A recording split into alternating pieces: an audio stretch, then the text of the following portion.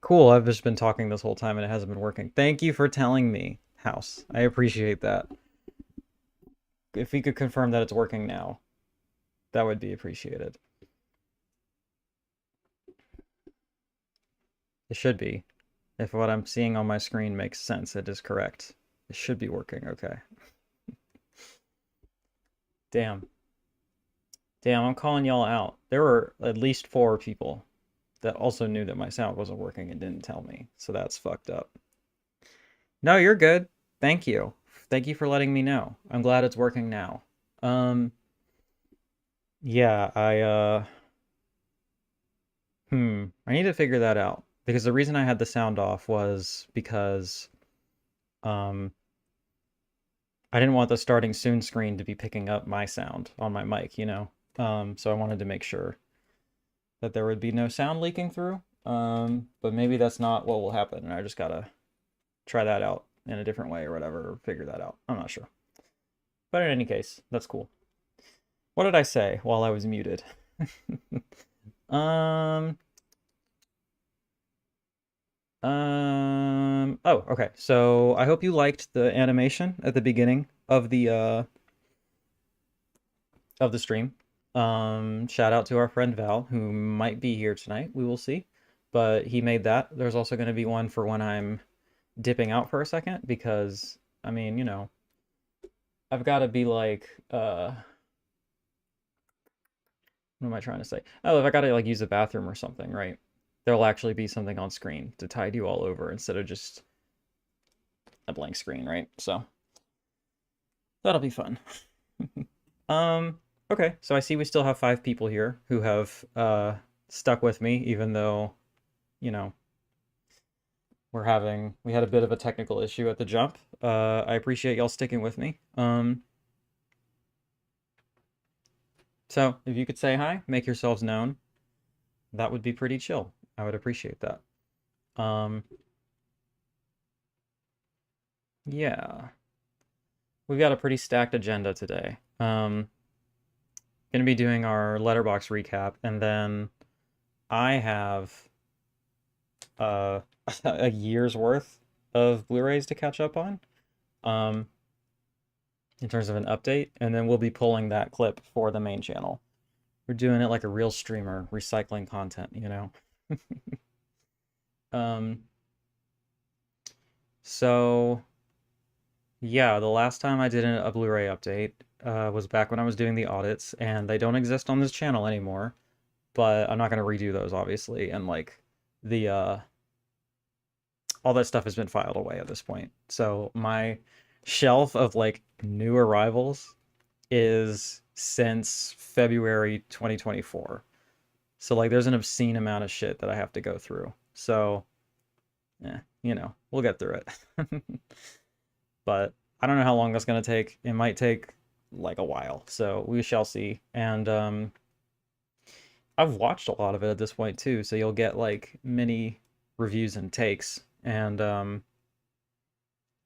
yeah, I don't know. We'll see how that goes. But the first thing is to get through the Letterboxd recap, right? Um, hopefully more people pull through because I think that this is a good time for everyone. I mean, when I put up the poll, the option that won was Sunday at 3, and for various reasons that just keeps being too early. Um, so 5:30 I still think is a good time. I'm trying to think of a consistent time down to the what am I trying to say? Down to the hour that I can do this every week because I know that, you know, that's something that people probably want, right? Um, oh, real quick.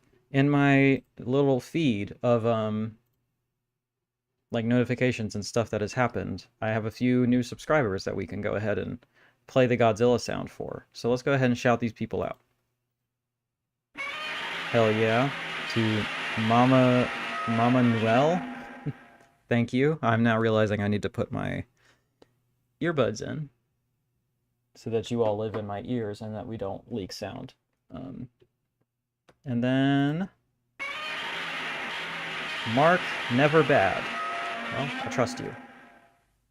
Our friend Mark, I suppose, is never bad, but thank you for subscribing. I appreciate that.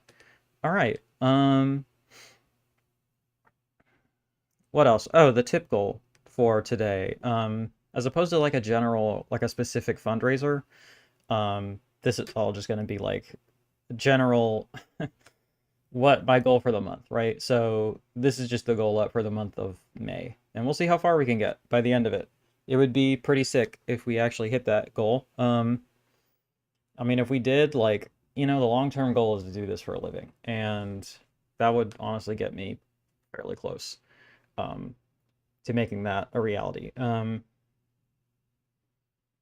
I mean, not all the way, obviously, but like it would be a pretty crazy start. So, uh, what else? Do I have any other housekeeping that I need to get done for this? I don't think so. So let's go ahead and hop over to the Letterboxd recap, shall we? And as always, please say hi if you are watching and in attendance, because that would be pretty cool. Is that too bright? That too bright? I don't know. I think that's probably better. Okay. So let's go ahead and, yeah, hop on over there. Let's see. Okay. So let's go back to the bottom here, actually. So the last one we covered was the Minecraft movie, which was not my favorite, but it wasn't the worst thing I've ever seen, you know? I was kind of surprised at how much I don't know, liked it, didn't hate it. Maybe that's a better way to describe it. Sorry, my hair is doing all sorts of crazy stuff today that I'm distracted by. And the lighting is a little bit off, so the shadows are doing weird things. I don't know, you know what it is. Um,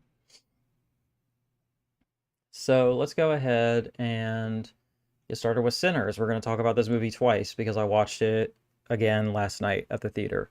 Um, I'm actually not going to say too much about this because um, I just recorded a conversation with a friend of mine and we talked about this movie for an hour and a half. So I'll be putting that up on the internet shortly. Um, so y'all will get a pretty chunky review, pretty lengthy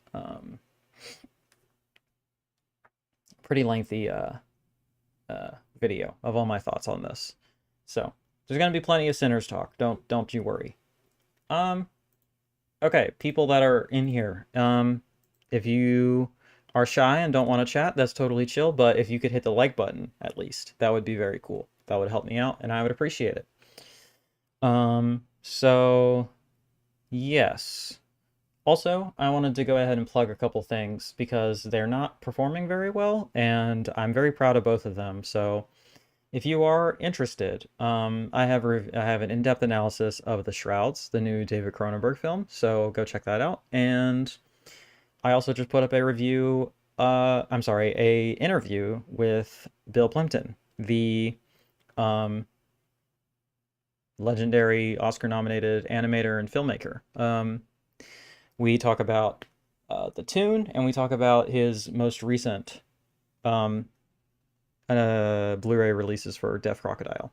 So I want to once again thank the folks at Deaf Crocodile and also Mr. Ryan Verrill for helping me out with securing that interview and making it happen. So,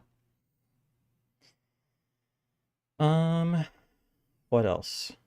Yeah, so those are the most recent uploads on the channel. Really trying to go for it and upload pretty consistently. So I appreciate y'all's support. I appreciate those who have seen the videos already, and if you haven't, check them out. Tony, thank you for being here. I'm doing pretty good. I'm actually in a pretty good mood today. So I had a rough day the other day, just mental health stuff and the state of the world, but it's still like we're doing better and I'm feeling good today. I've gotten a lot done today, so I'm feeling good about that. And I'm here with you all, which is always fun. The Shrouds has no release date for Australia as of yet. Really looking forward to it. Yeah, you should, because it's fucking dope. Yeah, yeah, good stuff. But anyway, Sinners. Let me give you my tight tight five on that one. Um, it's currently neck and neck between this one and The Shrouds for me as my favorite film of the year, but I think it's this one. I think after seeing it again, I think it's this one. It was just as good the second time. It is emotionally really it's a very emotional film, and it is just exceptionally well crafted. Like, it's kind of insane how well it works on like every conceivable level. Like the score and the soundtrack especially are just so memorable and so beautiful. The composer just does an incredible job. Like, he's definitely working in like a bunch of different genres, and yet like he does all of them like pretty well. Like, they're all represented well and feel very authentic. Dude, I swear, if Michael B. Jordan isn't nominated for an Oscar for this dual perform because he does two Oscar worthy performances in one film. Like, if he doesn't win, I'm sorry, but like there's some racism happening there. Like, that's literally it. Like, it's that good.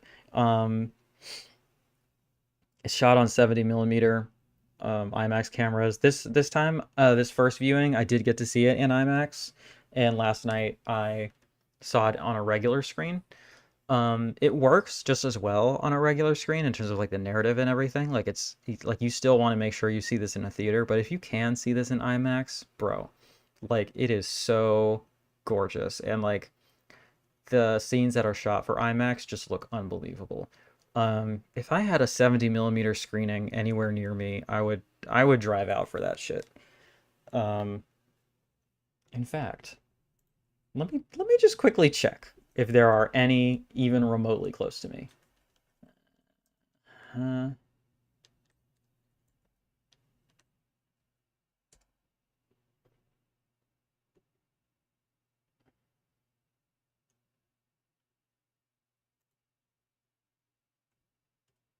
all right, I'm looking at the show times. Let's see. Go away, pop-ups.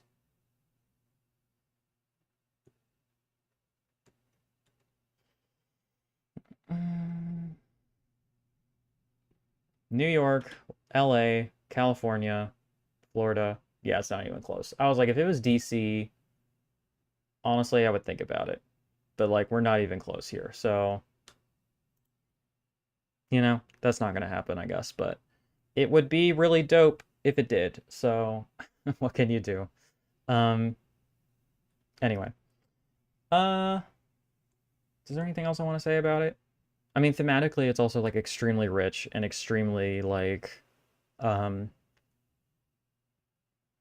complex. Like, I would say, 9 times out of 10, I walk out of a movie or I finish a movie and I'm like, I know exactly what that was about. I could pretty much parse through it fairly easily. And this one I did struggle with a little bit. Like, there were so many layers to it that depending on which piece of it you decide to focus on, like, you can definitely miss some pretty obvious stuff. And then there's also a lot to consider in terms of blind spots, like depending on like your identity and what sort of life experiences you had. So there's a lot to consider and there's a lot to go through on that one. So I think I'm done talking about Sinners. It's a masterpiece. It's probably the best film of the year. It's the one to beat. I'll say that. Uh, Next is The Ugly Stepsister. I need to do a short on this, so I'll do that eventually. But yeah, I saw this in theaters, and it is really, really. How do I want to start this? I'm actually thinking I can probably just cut this clip out of this live stream and use it as a short. I don't have to film it twice. So now I'm trying to be like, okay, be in review mode. You know what I mean? Um, what am I trying to say? The Ugly Stepsister. So this is sort of like a Cinderella tale sort of thing. Let me go ahead and let Letterboxd start us off with a. We got this like fucking saw trap that they use as like a nose job from back in the day. In a fairy tale kingdom where beauty is a brutal business, Elvira battles to compete with her incredibly beautiful stepsister, and she will go to any length to catch the prince's eye. So, if you took Cinderella and mixed it with the substance, you kind of have an idea as to what's going on here. There's a female-directed film from Norway, which is really cool. I was really glad that somewhere in my city they were playing this. The um, the showtimes were fairly limited, but I did manage to catch one, which I'm excited about. Um, yeah, I think that that is pretty neat. I got to see it with a couple friends of mine, and we all really enjoyed it and had a good time. Um, and um, what else? What else? What else do I want to say about it? Yeah, so it's like this very feminist, sort of brutal body horror thing about female beauty standards and how that existed in like Victorian society and how they continue to exist today. Because you see a lot of these same tropes and attitudes replicated today. I made this joke walking out of the theater, but I do kind of mean it. My hot take is that this movie is about Ozempic.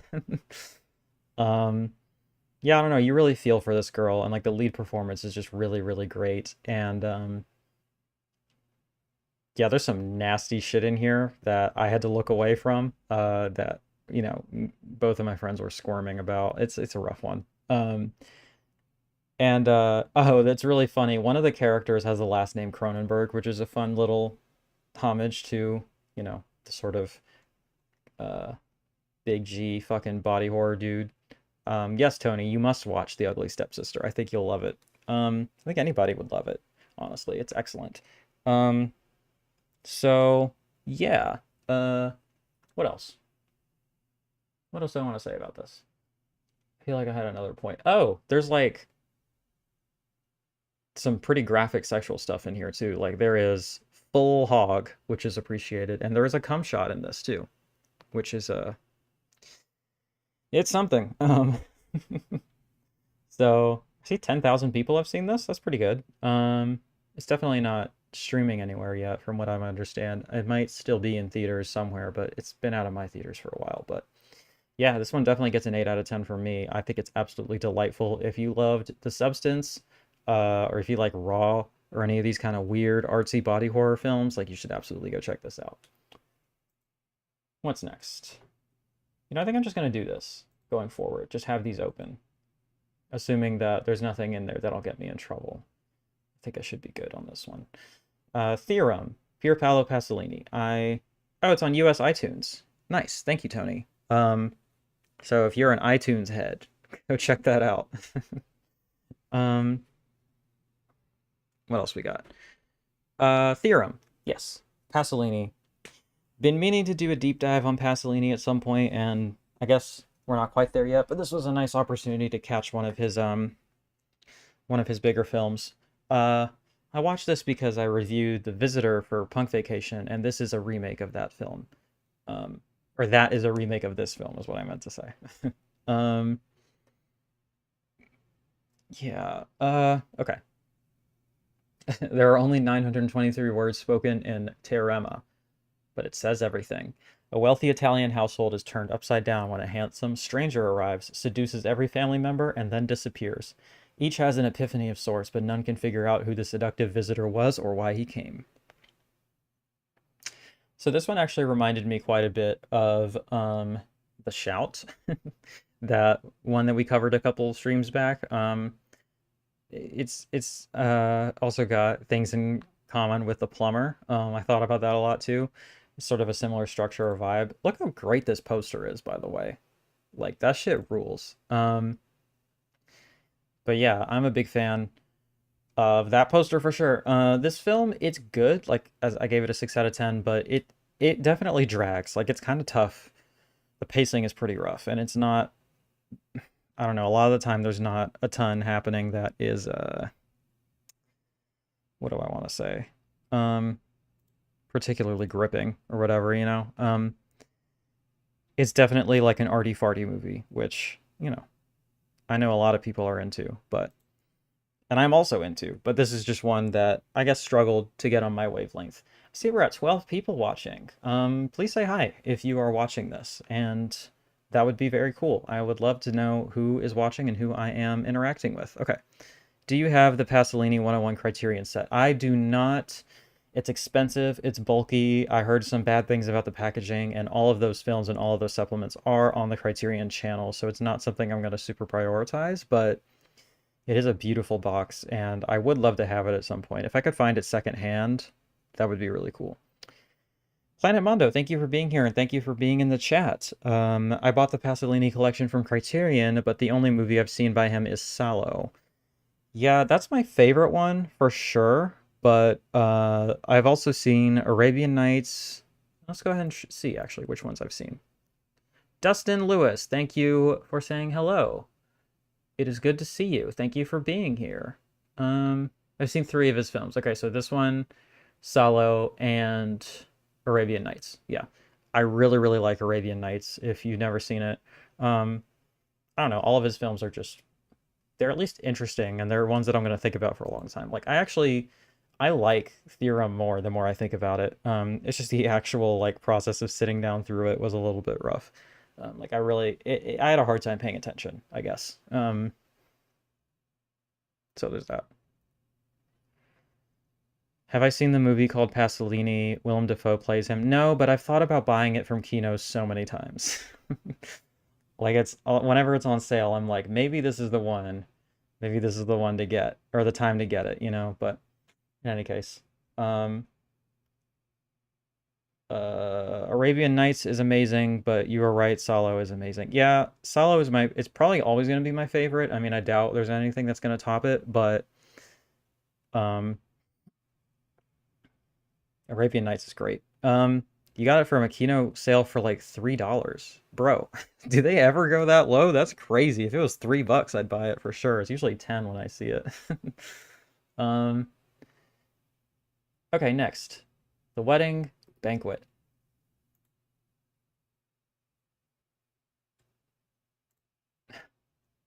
There's my cheeky review. Hold on, let me go back. Feudally hiding your portrait of a lady on fire criterion so you're not clocked as a lesbian is so real. That situation, I've never been in that situation in particular, but I don't know, I did feel seen. I did feel represented when they pulled out their like DVD collection and the criterion of Portrait of a Lady on Fire was there. That was a nice touch. Okay, so this is a remake of the yeah, it couldn't have been more than $5. You used to have some really crazy sales 2 years ago. Yeah, they've definitely gone up a little bit, but and they'll usually throw in like a $5 one, so maybe it was just that one. But maybe they did do a $3 one a while back. That's pretty nuts. I only saw the original film. The remake is out this week in Australia. Well, I'm about to highly recommend it to you, Tony. I love, love, love this movie.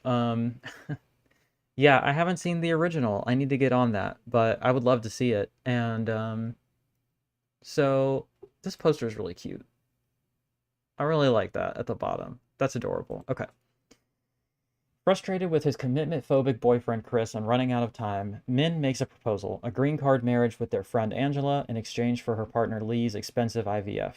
Elopement plans are upended, however, when Min's grandmother surprises them with an extravagant Korean wedding banquet. So, yeah, it's kind of like a screwball comedy type of thing. It's really, really gay. It's very current. Like it feels definitely like it's of the 2020s, you know?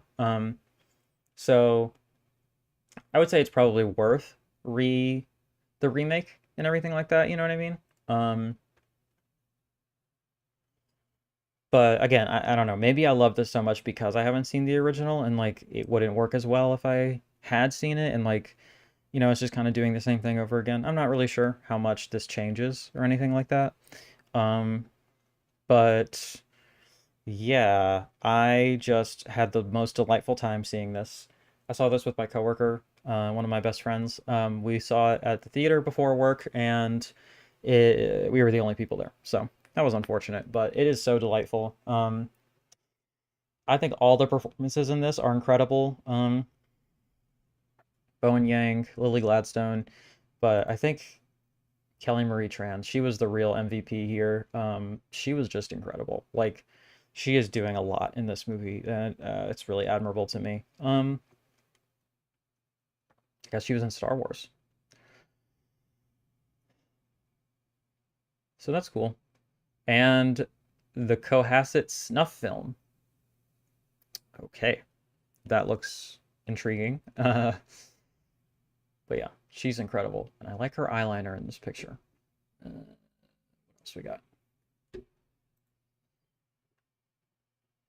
Oh, Hanji, this guy, he was amazing too. Ooh, hold on. False alarm, I thought I had to sneeze. Okay. He was great in this too. He was delightful and very funny. Joan Chen, shout out. Twin Peaks alum, you know what it is. Um, I don't remember the name of the grandmother, but her actor was incredible as well. She did a great job, and she has a really sweet storyline. So, I don't know. If you're just looking for something wholesome, something fun, something that's not going to bum you out, that is also about gay people, because that's a very rare intersection in media, I think. This is fun. This is great. I think people are going to love this shit. Um, Paige, thank you for being here. Hello. Uh, Going to watch the full Human Centipede trilogy soon. Hope your stream as well. Thanks, I appreciate that. Enjoy that. I hope you have fun with that. Each film in the Human Centipede trilogy is like a link in the Human Centipede itself, right? Is that how that works? Yeah. Have I seen a sweet movie? Criterion put it out on DVD. If you can tolerate Solid, you could give that a try. It is a rough watch. No, I haven't seen it, but I remember you talking about it on your appearance on Reconnected, and I thought that I needed to go see that for sure. So I'll probably seek that out. You said that it's only out on DVD. They haven't upgraded that one. I mean, I guess that makes sense if it's like controversial. I've heard 2 is really funny bad. Paige, have you seen any of them yet? I saw the first one back in the day when it came out and everyone was talking about it. It was probably one of my first like extreme horror movies that I watched, and I remember thinking it really wasn't that bad. Like not that bad as a movie and not that bad as like it wasn't that disturbing either, you know? So I need to hear your thoughts on it. It is rough. Yeah, it's never been upgraded, and I highly doubt it ever will get a Blu-ray release. Damn. Hello, a sweet movie is a classic. I'd love to see it get a rewatch. Thanks, 9-Volt Digital Cinema. Thank you for being here. It's good to see you again. And Paige, you're watching all of these for the first time, so that's fun. I think Sweet Movie will get a Blu-ray someday. I sort of do too, but I'm wondering if somebody else would do it. Let me see. I'm consulting Blu-ray.com.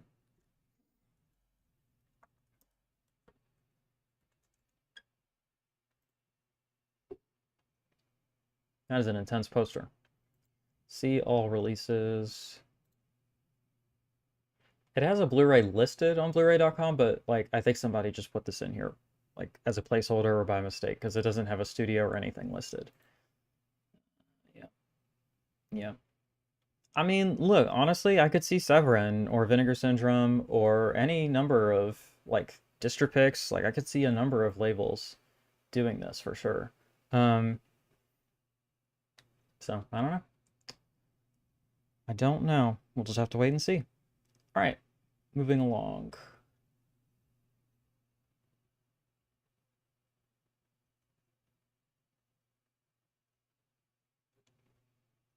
I was going to watch Ben and Arthur today, which is an infamously bad LGBTQ movie. Well, I guess we'll see. Let's look that up. Severin is most likely, I think. I think Severin could totally do this. Let's look this up. Ben and Arthur. Yeah, that's a rough rating.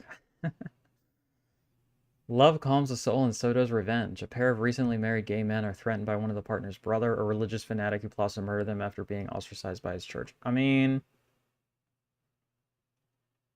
it's the gay, the room. Okay. I mean, I'd like to see it. I see YMS gave this a 10. I wonder if that is a meme or if he's being serious. No, no, don't do that. Go back. Go back. I don't know if it's streaming on anything. No. Okay. All right, well. Here's my review. Most shocking shot was when the child emerged into frame wearing a Minecraft shirt. Okay, this movie's insane, and then yeah, that happens, and it's just kind of like, all right, this movie really can go anywhere, huh? All right, Bruce LaBruce. I did a review on this on Punk Vacation, and that episode is out now, as of today. I just finished listening to it before the stream, so if you want to hear my full thoughts on this, you should check out that episode. But I'm gonna go away from the foot sucking thing, the toe sucking thing, because I hate that and I think it's gross. Kind of a rough rating, but I really enjoyed it. Okay. Sex has no borders. London today. A refugee washes up naked in a suitcase on the bank of the Thames. The enigmatic, sexually fluid stranger introduces himself to a bourgeois upper-class family. He is invited to stay on as an employee. The visitor soon seduces each member of the family in a series of explicit sexual encounters. He will turn their world upside down as they can redefine themselves in new radical ways. Yeah, so this is a remake of Theorem, but it takes it like to a more extreme level. Like it's to a more extreme degree for sure. And it is, I don't know, it's really gross. It's pretty rough around the edges. It's very artsy, it's very weird, and it's very pornographic. So if any of that sounds like your kind of thing, I don't know, some Pasolini fans, some Sweet Movie fans might get something out of this, you know? Yeah, there's a few trans people in the cast, which is really cool. Nick B, thanks for being here. When you get a chance, check out a movie called Hell Bent from 2004. Dude, I am so blind. When I first read that, I thought it said Hamilton. That would be silly. Have I seen Visitor Q? Is also a sort of loose remake of Theorem. I have not seen Visitor Q. I guess I have two movies to look up now. Let me finish talking about The Visitor, and then I'm gonna look those up. What else? What else do I want to say about this? Yeah, I think it has really interesting things. It's a very political film too. I think it has some really interesting and bold things to say about the refugee crisis. It's sort of a political commentary on that. So I like how it updates the themes of this and kind of makes it more extreme as well. So it's a good time. All right. Hell Bent.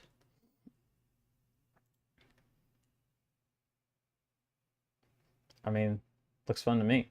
When the night belongs to the devil, the party goes to hell. Nice. Dylan Fergus, upon first blush, or like just glancing at that, I thought it said dying fetus. What has this director done? Nothing that I have seen. I guess he's got another one coming out. Good for him. Sure, I'll check this out at some point. And then, pretty sure Visitor Q is already on my watch list, but let's see. Takashi Miike. Yeah, it is. Okay, sick. Is that picture gonna get me in trouble? I don't know. Let's leave that alone for now.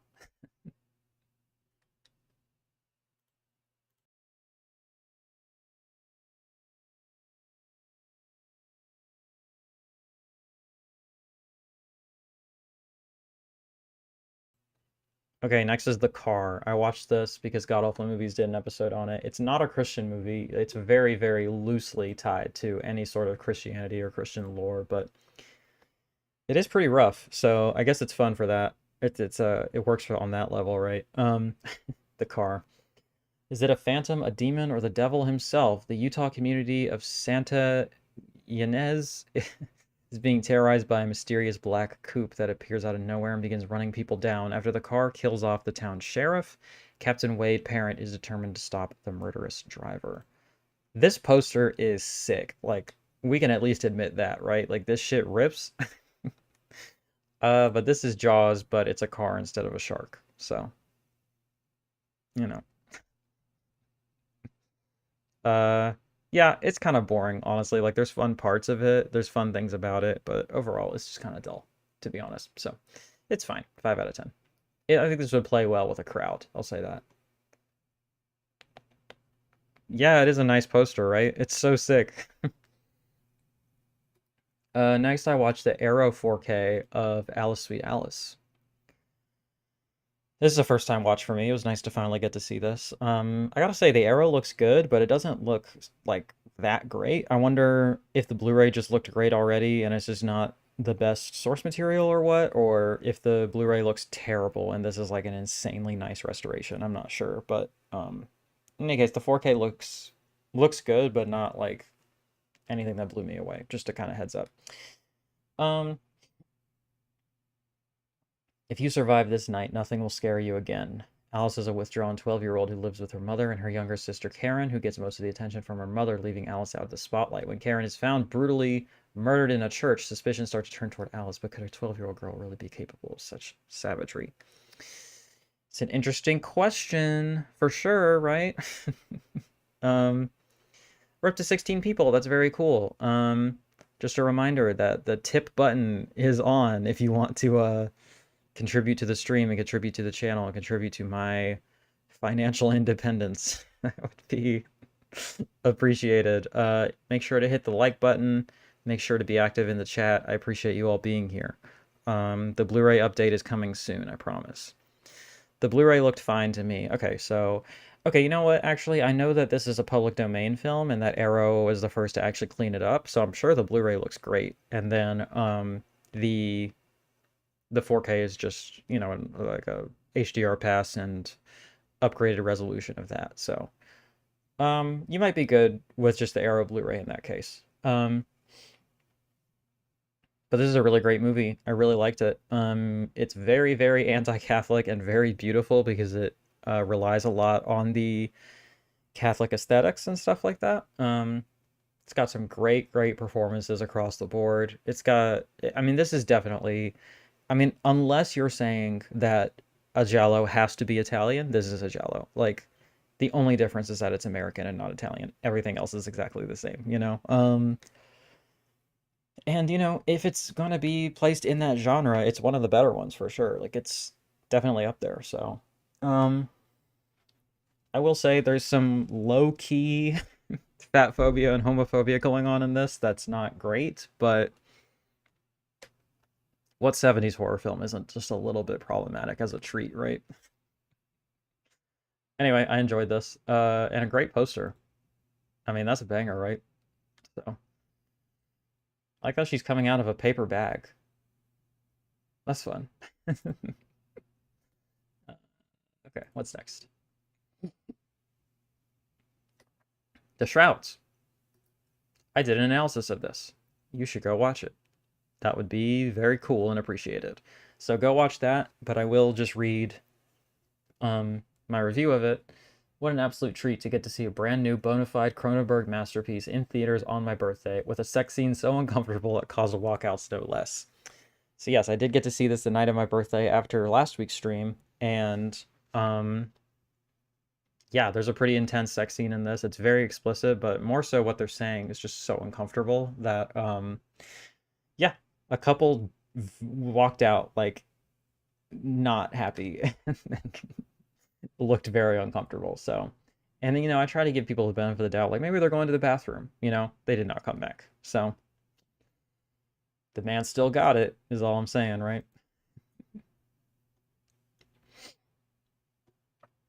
Pink Floyd live at Pompeii.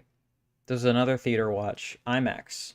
Very cool. New restoration out. I had never seen this before, but I took my friend who is obsessed with Pink Floyd to go see it with me, and we both really enjoyed it. Roger Waters had T-girl bangs. Hashtag baby girl. That's my review. That's my take of the film. It is true. Watching this film, the primary experience of me watching this film, right, was at the beginning, I was like, man, Roger Waters is rough looking. Like, that's a weird looking guy. And throughout it, I got more and more on the hear me out side of the equation. I was like, he's kind of like just kind of a busted trans girl. I don't know if that's problematic for me to say, but That is the vibe. That is the look he was serving. Um, my friend says they were all serving NB Femme cunt in this era. No, I will not elaborate. And he's right. I don't know what else to say. Performed at the ancient Roman amphitheater in the ruins of Pompeii, Italy in 1971. Although the band performed a typical live set from the era, there was no audience beyond the basic film crew. So yeah, it's really beautiful. It's really well done. It's a very cool movie, and I like the bits where they're being interviewed in between because I can't understand a goddamn word they're saying because they're just very aggressively British. What can you do? Loved your Shrouds review. I'm probably going to catch this one when it hits Criterion. Thank you. I really appreciate you watching it, even though you had not seen the film yet. That's very kind of you, and I do really appreciate it. I think you'll still get a lot out of it, even after me spoiling it and analyzing it for you. That might be the first Janus Contemporaries release that I buy, unless they decide to go full Criterion with it. We shall see. But yeah, that should be hitting streaming the channel sometime soon, sometime later this year. It's been a few times now that I've got to see the Janus Films logo in theaters, which is exciting for me. What's next? All Night Long. I'm not going to pull this one up in case it has explicit material, but I also reviewed this one for Punk Vacation and enjoyed it. This is a sort of pornographic award show that turns into a game show where the two male leads have to, or the two male candidates have to go through a series of challenges and see who can make it back to the award show first. And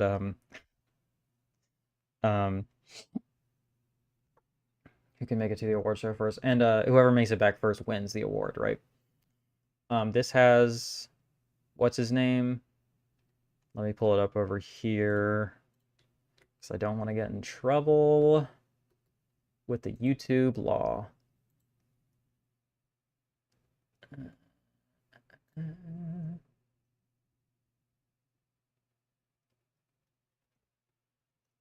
Where's this dude's name? John Holmes.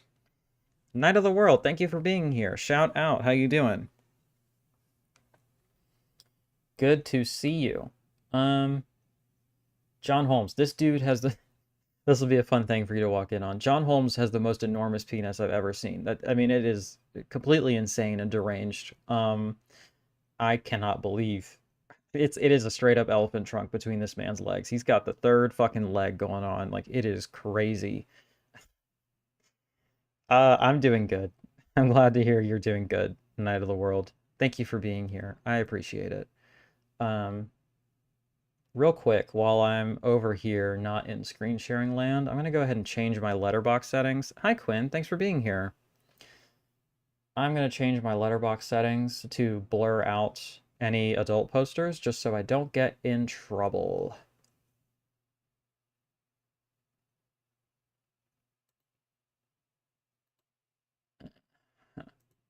So let's see if that worked.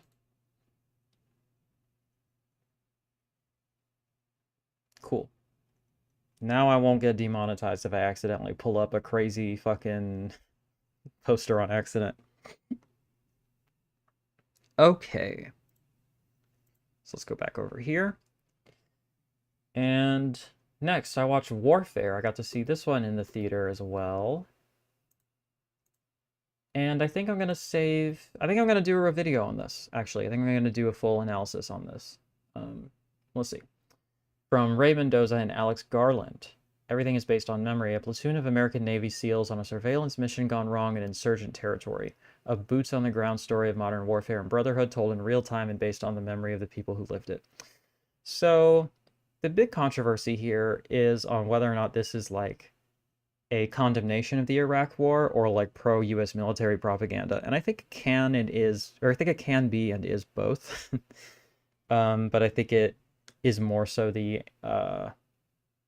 anti-Iraq War versus just straight-up propaganda. I think it leans more heavily on that. But setting that aside, I mean, it is just an immaculately crafted war film. Like, it is done in real time, so there's lulls for sure, but man, the tension ramps up like crazy. The The performances are all excellent. The special effects are all excellent. This was made on a stupidly low amount of money, and what it manages to convey is extremely impressive. So, yeah, I was a big fan of this. Um, it's really graphic and very intense. If you're squeamish about that sort of thing, be advised. Um, and the sound design is unbelievable. Like, I think it will probably win the Oscar for best sound. Or definitely a contender. I usually only need my earplugs for IMAX screenings, but let me tell you, I busted those boys out for this one because it's crazy. So yeah, I enjoyed this and I recommend it.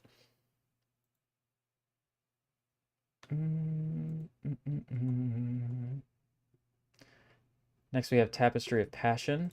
So I should be good to just show this now. Cool.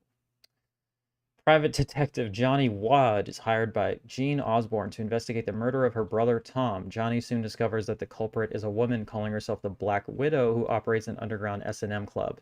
Infiltrating the club, Johnny sets a trap for the evil dominatrix just in time for the police to arrive.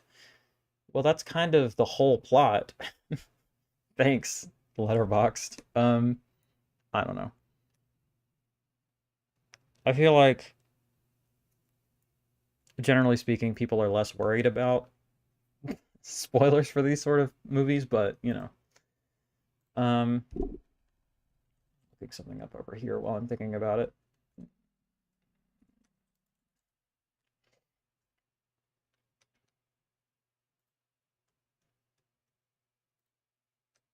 Yeah, this one's fine. There's some interesting stuff going on. Quinn, you watched this with me. If you want to offer any any hot takes or opinions about this one. Um, yeah, it's fine. It just kind of goes on for too long, and I gotta say, the lead character, once again played by our elephant trunk equipped uh John Holmes, is he's just really gross and mean throughout this whole thing. Like, he's just using like really violent misogynistic language and like lots of slurs like wall to wall like this whole time, and it just kind of gets really uncomfortable by the end. So I don't know. Yeah. Mm, it's fine. I don't know. I recommend the first film on that more. Again, Punk Vacation, more in-depth review there. Career Bed. This one is weird and I liked it.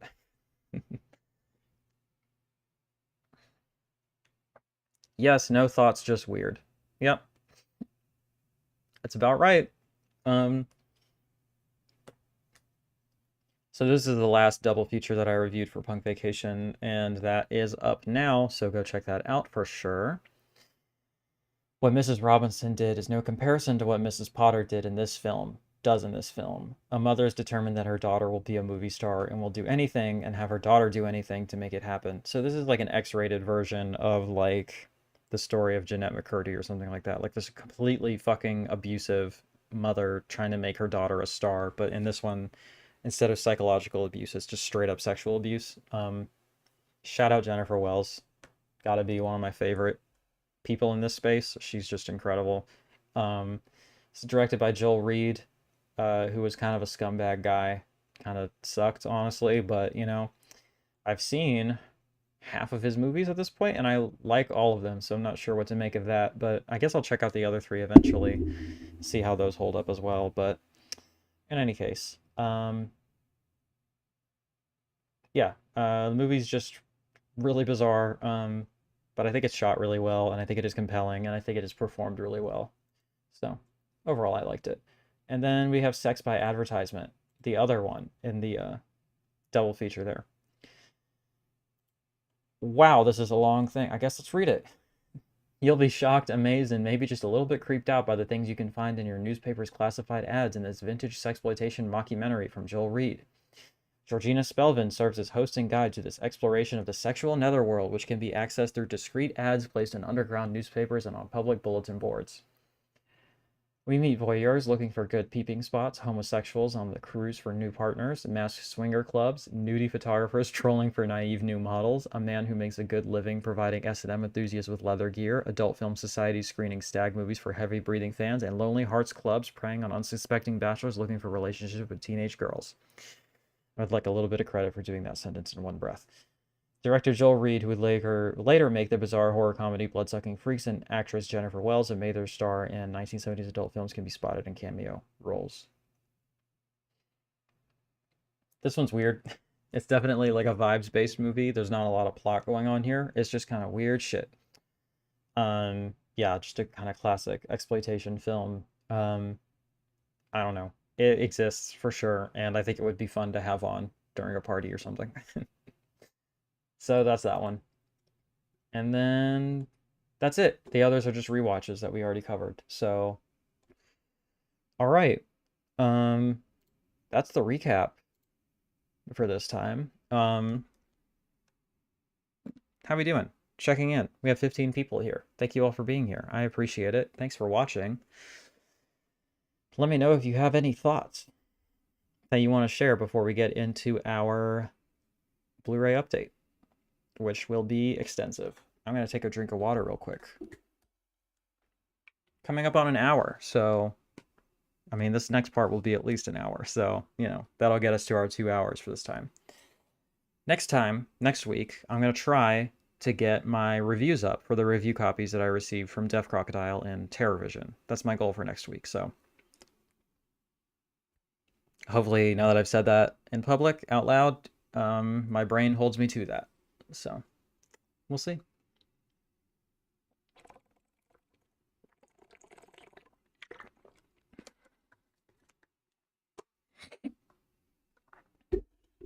All right, so what I'm gonna do is I have a small stack in front of me right now, and then we're gonna hit it with the Be Right Back button, and I'm gonna go collect more of it, and then we'll go through that and rinse and repeat, because it's so much that I can't just have it all next to me. I don't have enough room, straight up. So it is what it is. But let's go ahead and get started. I think I can show all of this. So actually, as of this morning, Chris from Punk Vacation, They Live by Film, etc., had a conversation with me, and he was just like, "Look, I gotta be honest, this porn stuff, I'm really like, I appreciate it, and I'm really glad that you're into it, and I'm really glad that we're doing this segment, but it's not really for me. Like, if you like any of that stuff, just keep it, and like, just flip the ones you don't like. Honestly, I'm not worried about it, or just pass them along or something." So beforehand, I was going to send him everything, but I had started purchasing a few off of him, and then he was just like, just hang on to it. It's fine.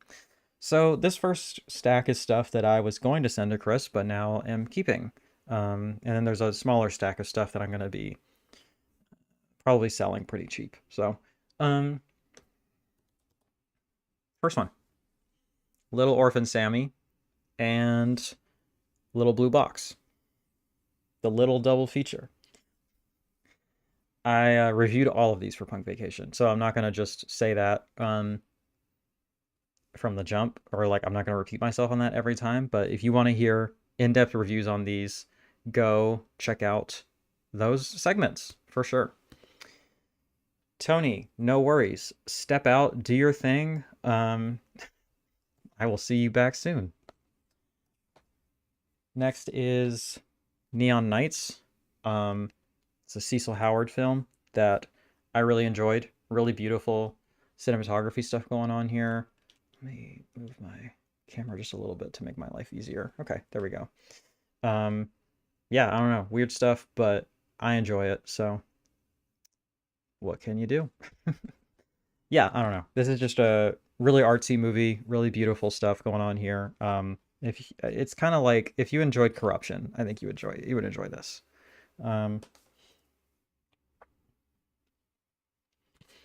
Next is Alexandra.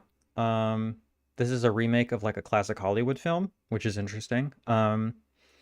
But yeah, I don't know. It's honestly really good. I enjoy it quite a bit. I think it's got a great script. I think it's enjoyable for sure. It's definitely one of the more plot-heavy adult films that are out there. So, yeah, I recommend this and I enjoy it. Next is the double feature of the Ribald Tales of Canterbury and Tasty. This is a Hypatia Lee double feature. And yeah, I don't know. I dig both of these. They're both fun in their own ways. She's a great presence and actor for sure. This one especially has some fun stuff going on in it. And yeah, I don't know. It's fun because it's like a period piece, so there's like funny costumes and some attempts at like medieval set pieces and stuff like that. So you know, uh, enjoy this one fine. But definitely seek out the Rialto Report episode on it too, because it's very informative. Next is this triple feature of the Vixens of Kung Fu, Sunny, and the Nightbird. Another Picorama joint. And I don't think I can show the back of this, so we're just going to leave it at that. Of these, Sunny is definitely my favorite, but I think Vixens of Kung Fu, problematic as it may be, is definitely enjoyable as well. So, and Nightbird, I think I'm going to rewatch this whenever I watch Saturday Night Fever, because I think I was missing some pretty crucial context by not having seen that film. Let me test something out real quick, just to make sure that this is working okay. Okay, it is. For whatever reason, Tony, your message didn't show up on screen, even though I can see it on my end, but I'm not really sure what's going on with that, but whatever. In any case, next up, we have The Visitor. We just talked about this. I actually just sent my email to OCN, Melusine, today, saying that the subtitles on this are missing. So I guess we'll see if that needs a full replacement program or if that's just me. But I promise, I'm not lying. You can see on the back there, it says SDH. So that means it's supposed to have subtitles on it. So, whatever. I'm gonna briefly show the non-slipcover art, which is why I'm really glad I have this slipcover, because I think that this is grotesque. The glare is really rough. I apologize. But we got foot pussy going on, which I admit is not my favorite, but yeah. And then we have All Night Long and Tapestry of Passion, which we just finished talking about. And we also have the Career Bed and Sex by Advertisement double feature that we just finished talking about. I gotta say, I love this artwork. I think it's great. I also really love this artwork. I really love just the whole layout here. I really love the colors and the art style and the whole scheme here. Let's see how much of this I can show. I can get away with that one. So we got the slipcover for Career Bed, and then we're just gonna do this for the Sex by Advertisement. And then that's what it'll look like if you just get the standard edition. So, I mean, it looks nice still, but you know, you won't get all the fancy bells and whistles. And then we have the non-reversible, reversible art. Okay, so. Can I show any of the book? I can. So here's the book. Here's the back of it. Decent little book there. So, yeah. There's that one.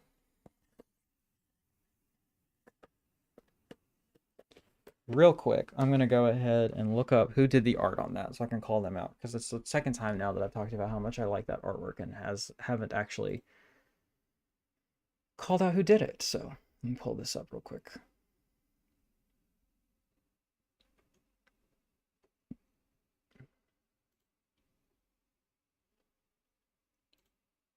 I definitely skipped it. Here it is.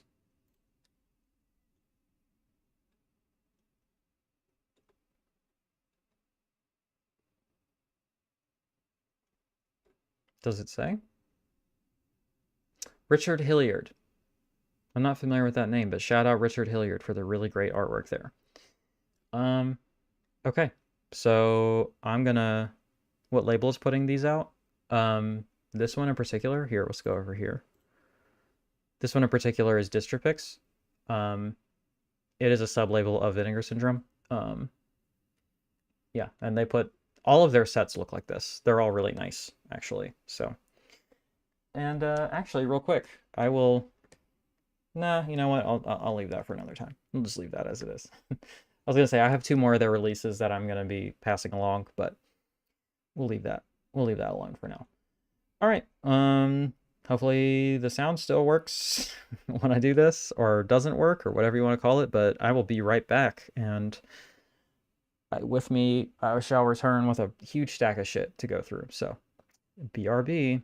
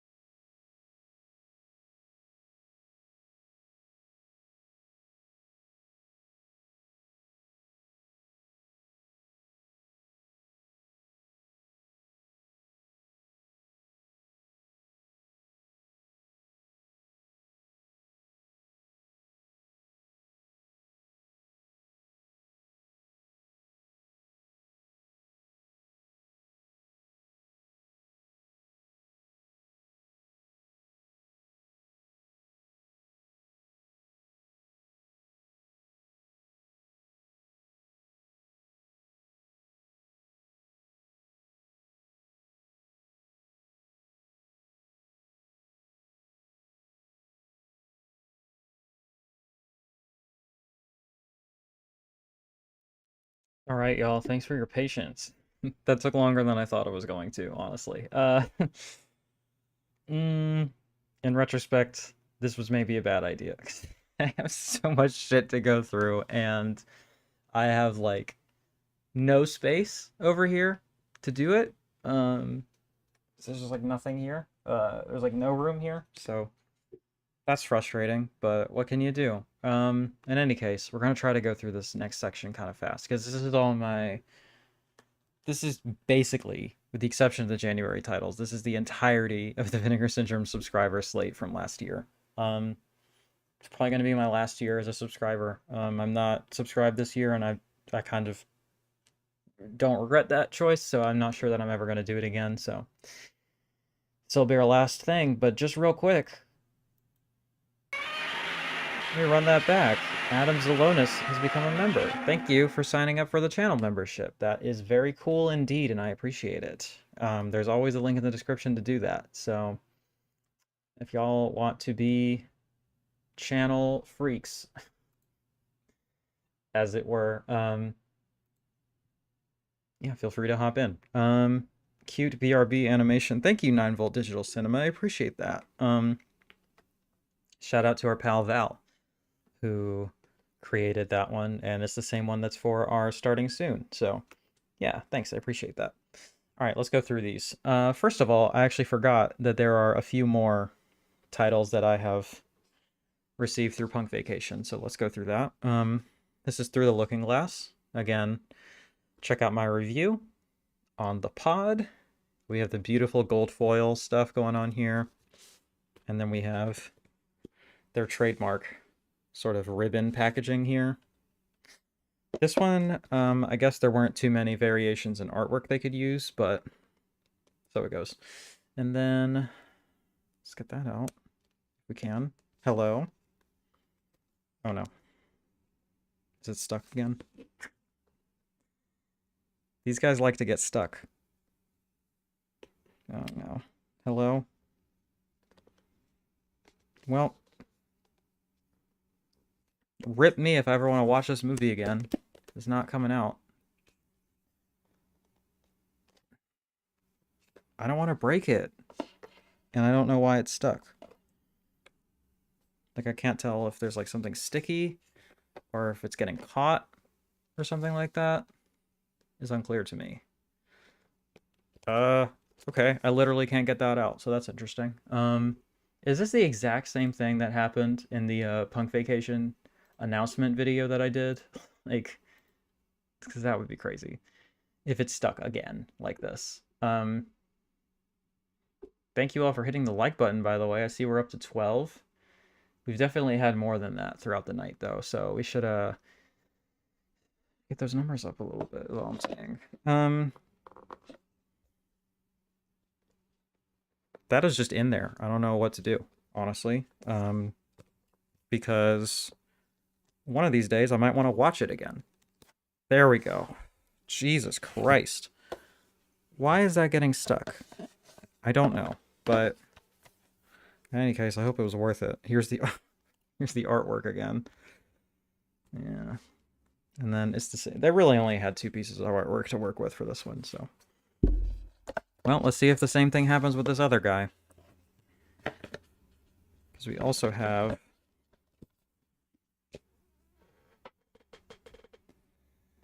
the image. Reviewed this recently as well. It's a beautiful release for a beautiful film.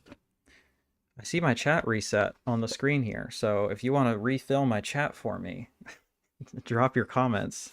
See, this one came out no problem. There's something going on with that last one. But, I mean, some gorgeous artwork here. Just a blinding beauty.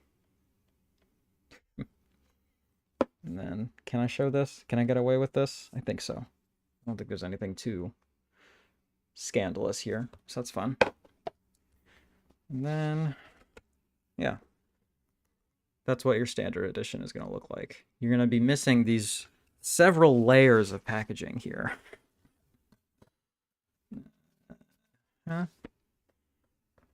Probably start doing these on a monthly basis, but I don't buy much these days, to be honest, so It might have to be even further apart than just monthly, if I'm being honest. Hey Jeff, thanks for being here. Shout out. How you doing? We are doing the Blu-ray update today. And the last one that I got from Punk Vacation is Passions of Carol, the pornographic adaptation of A Christmas Carol.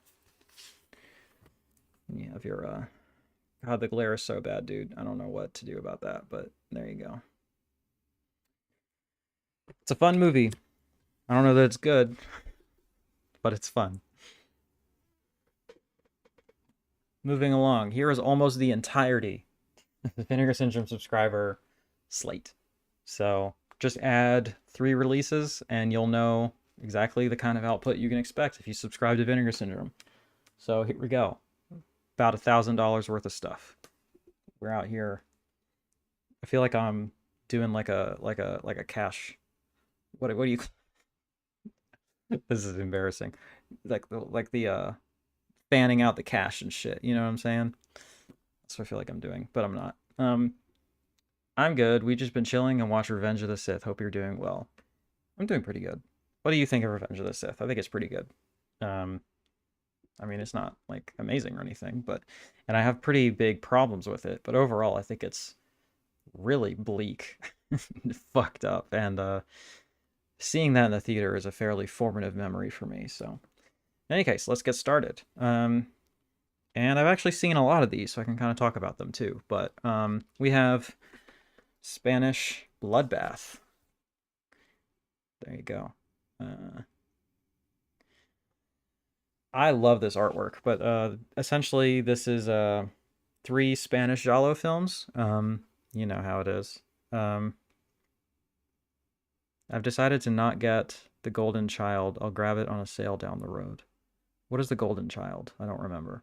In any case, so we have Night of the Skull, Violent Bloodbath, and The Fish with the Eyes of Gold. I liked all of these, and I really, really, really like this set in general. So there's a standard edition artwork. And you have 3 discs, a film for each disc. So that's pretty cool.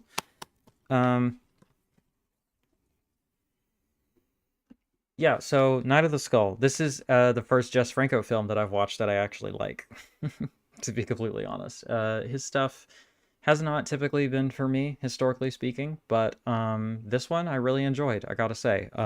It is just a vibe. It's got like a really cheesy but also really sick skull mask in it that I really enjoyed. And yeah, I don't know. I dug this.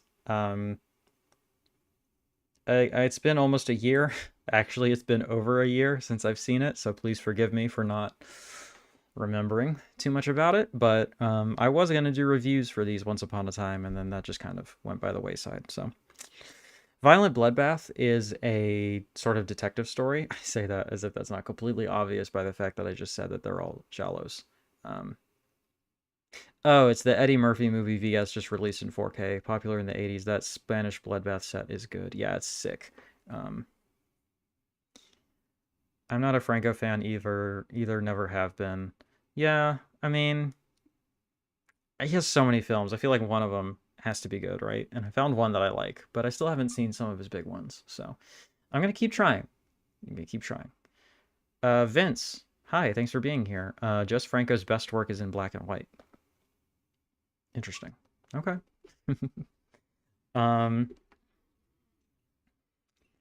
So yeah, that one's I really don't remember too much about these, to be honest. I remember images, I remember vibes, I remember feelings. I don't remember plots at all. I remember this one having a pretty interesting ending, and I remember it being pretty thematically bold, intense, kind of interesting. So I really enjoyed that one. And then The Fish with the Eyes of Gold is the most like standard of the 3, but it's still kind of a vibe, and it's got like the great animal title and everything too. So I enjoyed that, right? Next is The Playgirls and the Vampire. Aside from the fact that this artwork fucking rips and it has an incredible like final shot, this didn't do much for me kind of at all, to be honest. It's really bland. there's not much that happens. It's like a kind of early gothic sexploitation thing, so like it's like teasing at like nudity and titillation and stuff, but it never actually happens. I don't know. It's not particularly violent.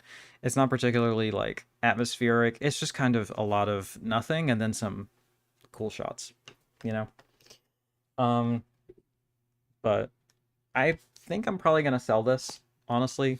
So I guess hit me up if you want it, but I don't know. There's not really any special features like on it at all. Yeah, the Playgirls and the Vampire was meh, extremely slow. Yeah, I totally agree. That's exactly how I felt about it. The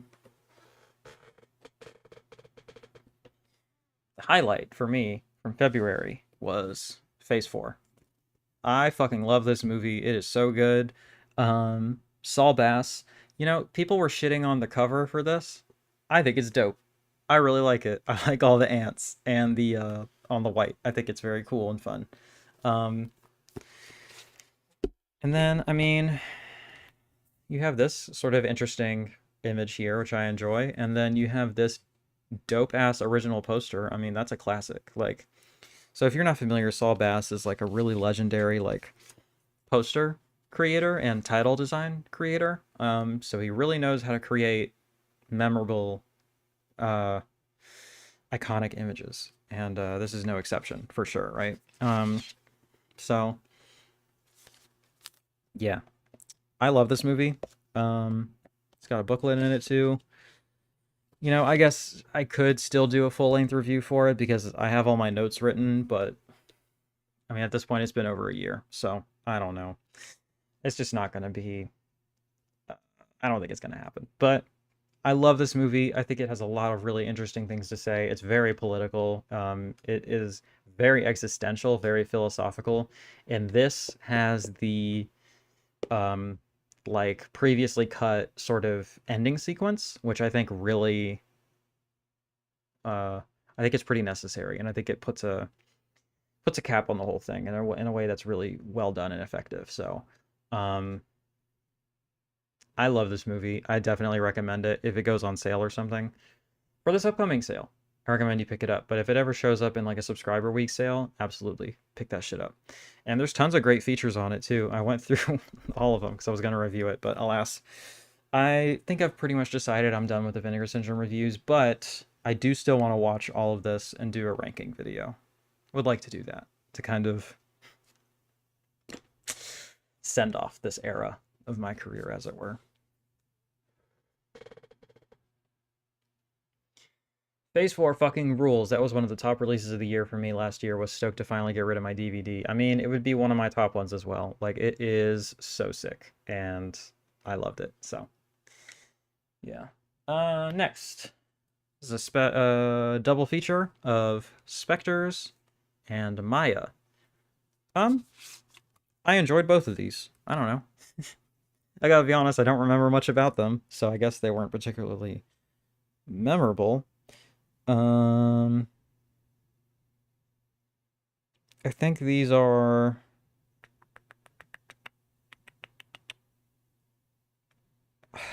I don't want to get it wrong. I don't want to get it wrong. I'm gonna look it up. What country these are from. I'm pretty sure they're Spanish. No, or Italian. Jesus. Let's find out. Let's find out together, huh? We're gonna hop on over to letterboxd.net and check this out. My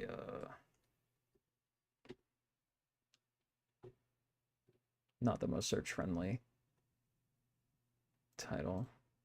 Italian. Yeah. And they're set in Mexico, I guess. Yeah, I don't know. So I gave this one a 7, and I gave the other one, Spectres, a 5. Oh, I guess I didn't like this one as much. I guess they weren't that memorable, and it has been a fucking minute since I've seen them. When did I watch this? I watched this May 25th, 2024. So yeah, almost a full year ago. Sad. Sad as time goes on, huh? I've only watched Spectres and it was okay, never got around to the other one. Well, according to me, in the past, Maya is the superior one, so go check that out. Next we have Dr. Terror's House of Horrors. I enjoyed this. I thought it was fun. It's an anthology film. It's got Peter Cushing. It's got a sick skull with the embossed eyes on the cover. So I dug that. Um, we got the classic Chris Barnes artwork here. I mean, this artwork is sick. This right here, I'm into that. Um, I know Donald Sutherland is in this too, one of my favorite actors in kind of a bit role. So yeah, I don't know. I enjoyed this. It's not my favorite or anything like that, but I'll hang on to it and I'll probably check out the special features at some point too. So yeah, I dug this and I like it.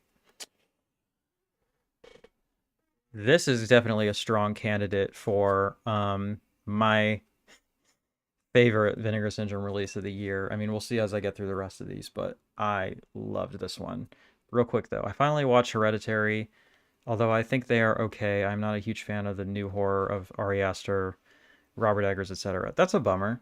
I love those movies. I'm a big fan of all that stuff, but in particular, the directors you just listed. I'm really excited for Ari Aster's new film. So that's a bummer, but I'm glad you gave it a shot and you have an open mind and everything. Anyway, the film that I'm talking about now is Singapore Sling.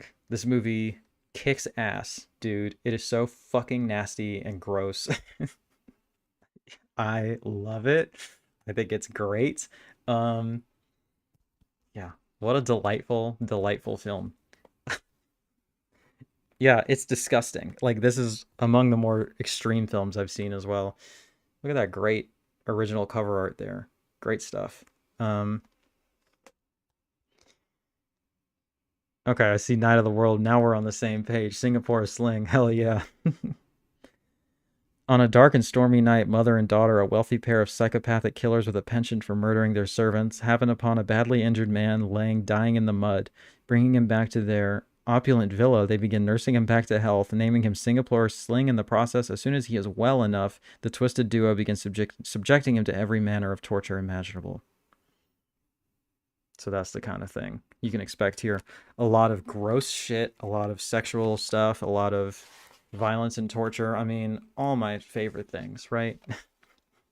We got like incest and shit going on in here. I mean, this is just truly a delight. A feast for me personally, right?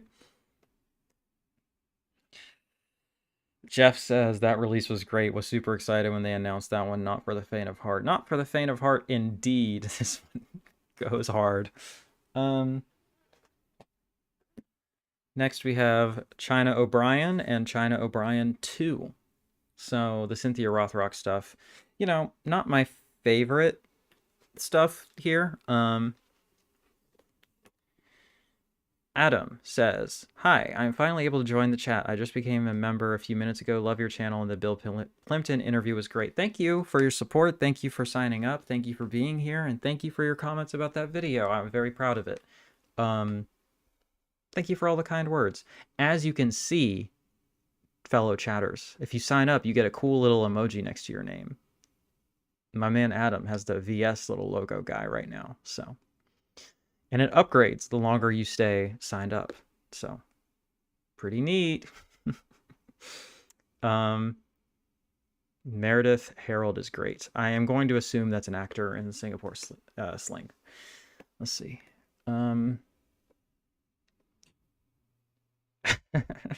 Quinn, you're still here, and you watched this with me. That's right. China O'Brien was copaganda, but the cop is a hot blonde babe. That's exactly correct. That's exactly what these are. They are no frills attached, meat and potatoes, martial arts, propaganda, action gems. That's all they are. Not as good as Unbreakable, not as good as Righting Wrongs, but still a fun double feature of films. So, I don't know. I enjoy them. They're fine. Jeff, anything with Cynthia Rothrock is in my wheelhouse. I was super pissed I missed one of them. That was a VSA. Which one did you miss? You should seek that out, I guess. Unless, I think Eureka has been putting them out too, so you might be able to get away with getting that one instead. And then the next one is Lady Reporter. Sort of a similar thing. It's just more, it's less American. This one definitely takes place more in Hong Kong, and it's more that sort of thing. it's like a sort of fish out of water, like white girl in the milieu of like Hong Kong crime and everything like that. So she's just doing her thing. You know what it is. This one was interesting and difficult because um fucking what am I trying to say? There were no good audio options. Like they all sounded like shit to various degrees, and I honestly it's been so long I forget which one I landed on, but there was a least bad option, but the elements on this one were pretty rough. But, you know, it's a fun movie. So, check it out. The chat is really popping off. Thanks, y'all. I appreciate that. Okay. Always appreciate you. Love Cynthia movies when I was a kid. Thanks. Smash that like button, people. Subscribe and support this awesome channel. Yo, my man Stoner Paranormal Investigations is always in the chat with that reminder. And that's correct. Let's let's get those likes up, subscribes up. Donate if you have the means. That'd be pretty sick. We're doing the thing. We're at a tight 95 minutes streaming here, so that's pretty cool. I don't know if I'm going to finish this Blu-ray update today. I might have to break this up into parts, honestly. We'll just have to see how this goes. I love Yes Madam. Love Cynthia Rothrock. She was great in the Hong Kong action flick Yes Madam. So we have two back-to-back. Cosigns on that one. I think Eureka put that out, right? Magic Crystal was the one I missed. Yeah. I don't know. Let's see if anybody else put that out.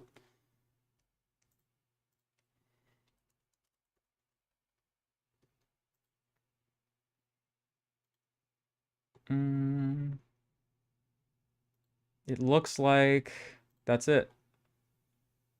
Wait. No, 88 Films put this out a while ago, but the standard edition is in stock, so you're fine. You can double your responses all you want. Increases the engagement, right? But yeah, Jeff, you should get that 88 Films release, I think. That would probably be good. Okay, next is The House Where Death Lives with the shiny ass slipcover. Spooky on the... Ooh, that looks nice in the lighting. I'm into that. Oh, hell yeah. It's under the alternate title Delusion. Spend a night in the most terrifying place on earth. Your imagination. I like low-key loved this movie, and I love this poster. That is an all-timer right there. Like, the glare sucks, but, like, look at that shit, dude. That is so sick. This is a pretty low-key, like, slow burn kind of psychotic women joint about this, like, housekeeper that comes in to take care of this family, and, like, let me see. Let me read the quick premise here. Meredith Stone, a home care nurse, has been assigned the duty of looking after a wealthy invalid named Ivar Langrock. Cooped up in Langrock's stately country mansion, Meredith quickly suspects that someone sinister is lurking in the manor's dark halls, only to discover that Ivar's demented and violent son has been locked away in a hidden room. So it's kind of like a spooky haunted house kind of... I don't know. It's very 70s. Definitely got that vibe. And I don't... Did this come out in the 80s or the 70s? 1981. That makes sense. Why I think it's both, and it's just on the cusp. Yeah, Jeff, go grab that. Stoner Paranormal Investigations. I am on mushrooms right now. That cover is trippy. Hell yeah. I endorse watching my streams on shrooms. I think that would be sick. I'll try to keep it low key for you, I guess. But yeah, I hope you enjoy all the different cover arts. This is one that's definitely going to slip under the radar for people, and it's probably going to end up on a sale in the future. So just know it has my endorsement, and I dig it. So check it out.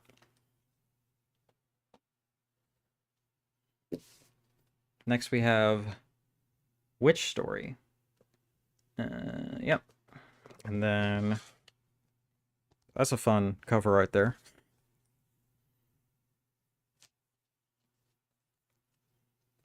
Lots of different cover art options here. And then, yeah, here's your standard. So This one was also pretty good. I think it was kind of like, let me see what I gave this one. Let me pull this one up on Letterboxd to give myself a quick little recap.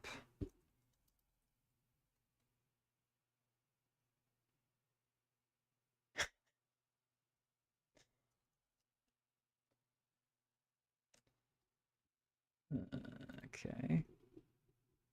Okay, I gave it a 7. I couldn't remember if I gave it a 6 or a 7. Yeah, so, I mean, anything with, like, witch hunting, witchcraft kind of thing is always going to be my thing to a certain extent. Let's see, I watched this with Val. What did he give it? We're gonna put him on blast. He gave this an 8, so he enjoyed this too. Yeah, this was a fun one. I'm like remembering watching all these movies, and like this little stretch here is like a crazy it's reminding me of a very specific point in my life that was really rough. So I'm trying to not factor that into my memories of these films. But this one is, yeah, I don't know. It was fun. It was good. I'm remembering it. I'm remembering images from it and everything, but I'm having a hard time remembering too many specifics. This is one of these packages that I think are annoying as shit, where it's a slipcase and a slipcover, but there's no book, so there's no reason to do that. And I don't know why this film in particular got that deluxe treatment. Um, so yeah, I don't know.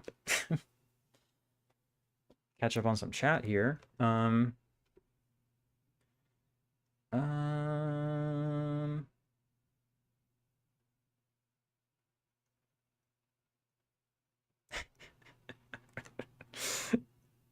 Stoner Paranormal Investigations is cracking me up because he is very, or I guess I don't know your pronouns. They are absolutely, like, very obviously on shrooms for the first time, and it is completely delightful. Um, okay, I feel like the 80s didn't become the 80s until like 87. Yeah, I think that's accurate. Night of the World, a bunch of the Italian Giallo films are leaving the Criterion channel this month, so I'll be watching several for the first time. Oh shit, thank you for reminding me. I always make a personal list of what to watch that is leaving the Criterion channel, and I have been prioritizing those Giallo films because I want to listen to Sam Deegan's episode about that Giallo bundle in particular. So I'll have to go through those and definitely do that as well. Thank you for the reminder. Um, My first time. Great colors, great stream. That is, and then they also say, I love everyone in chat. These are such wonderful stoner or like shrooms thoughts. These are such great trip thoughts, I gotta say. I love Witch Story. Yeah, it's a fun one. I had an Italian boot, or I had a bootleg in Italian for years until I got that release. And then before I forget, please smash that like button, subscribe, and support this awesome channel. I mean, you did say that already, but you know what? I think it's worth saying twice, so I appreciate that. Did you know chainsaws can start underwater? Yeah, that's a fun fact. Is Witch Story Italian giallo or gothic horror? It is a gothic horror, but it is an Italian film that was shot in English, I believe. So, and I don't know. I think that both language options are available on this, but I'm not 100% sure. And then note to self about shrooms when watching stream. Yeah, try it out. Report back next time. Next week. We shall see. Next up we have Invasion USA. Uh um what do I say about this? This is a Chuck Norris action film. I was kind of not looking forward to seeing this. I was not looking forward to it when it was announced because these sort of like real American fucking dad fucking macho man action movies are not my thing, but this one was okay. I kind of liked this one. It was fine. I think I landed on a 6 out of 10 with this one. I think I liked it because it's really stupid and it's really violent. So it's like more schlocky exploitation than it is like, I don't know, Die Hard or something like that. You know, like a lot of these types of movies I don't like, but this is just enough on the exploitation circuit type vibe that I'm down for it. So yeah, I enjoyed it. I'm considering that a homework assignment. You should. You should.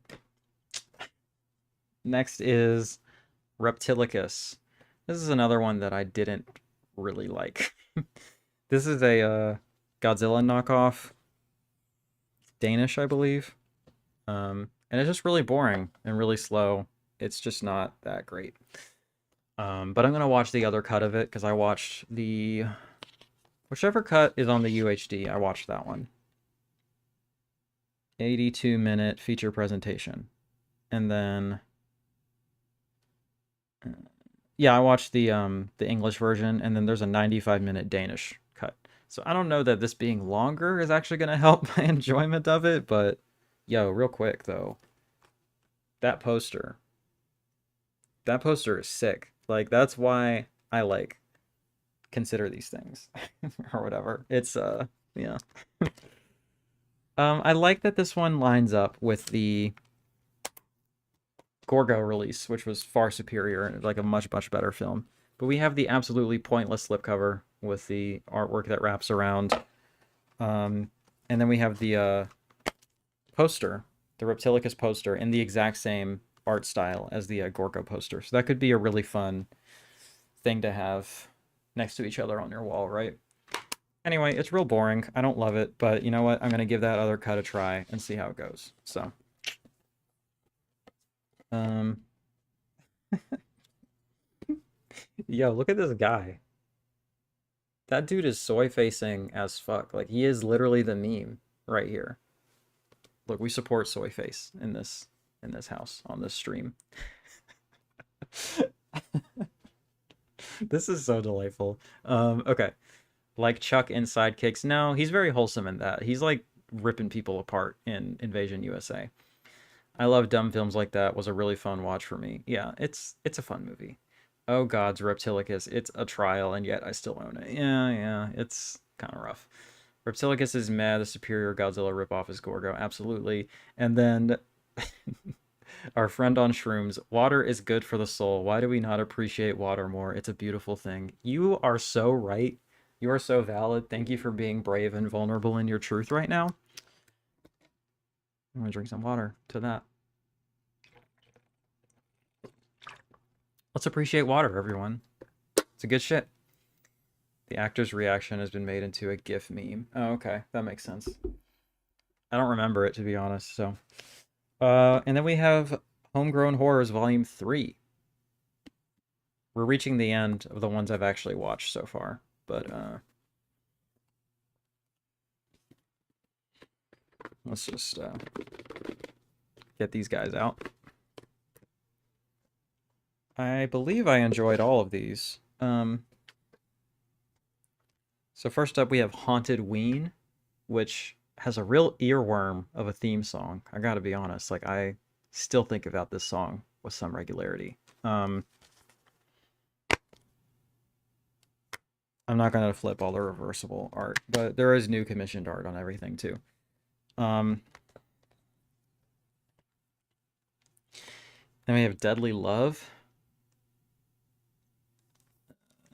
And then we have Revenge. Yeah. Among the more generic titles you could have for a horror film, right?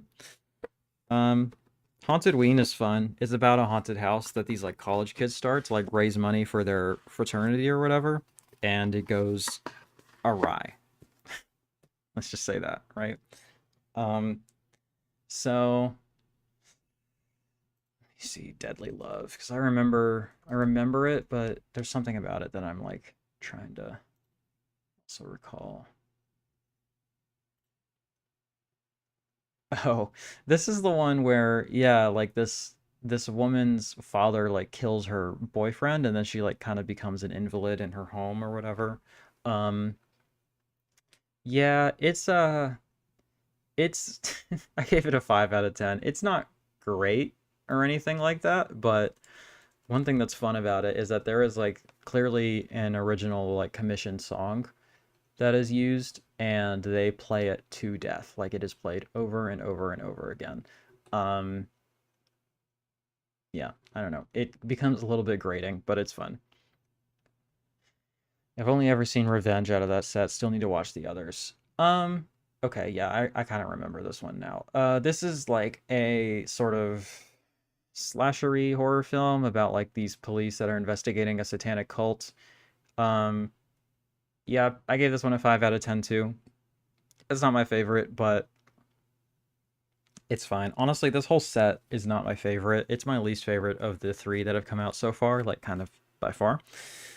Um, but yeah, I don't know. It is still, I don't know. I have like some kind of affinity for the homegrown horror sets just in general. Like some kind of nostalgia for them or something. I don't know.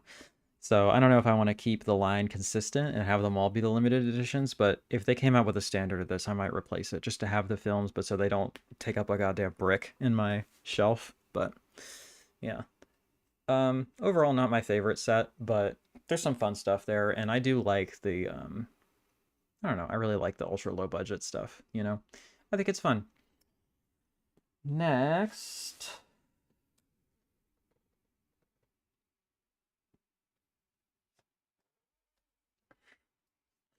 we have Criminally Insane and Satan's Black Wedding. This is a double feature of, what is the guy's name? There's the reversible art. Nick Millard. And I know they're going to be doing a bunch more of this guy's films. These are very like Andy Milligan-esque exploitation films.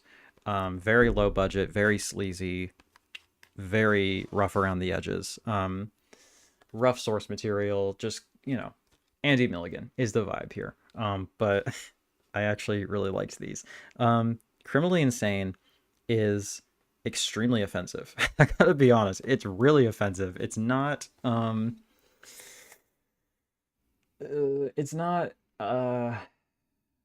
don't know. It's not as offensive as it could be, in that there was actually something kind of refreshing about seeing like a fat character on screen that people just treat badly, like so overtly, and it's not like that kind of poor treatment is portrayed as like they're the good guys or something, right? Like it's sort of like part of why she is the way that she is. And she kind of goes on a killing spree, and it is very fun to watch. You know, I think this could be cathartic, in a certain way. Um, Best part of Criminally Insane is a fast part in the chorus. Oh wait, wrong Criminally. Yeah. Slayer joke. You got it. um, she is also like pretty racist in this for no reason, which kind of sucks because it kind of removes part of the ability to just kind of like make her like a sort of redemptive, like sort of anti-hero kind of character, right? But I still think there could be some catharsis in watching this. Um, and then Satan's Black Wedding is a similar thing.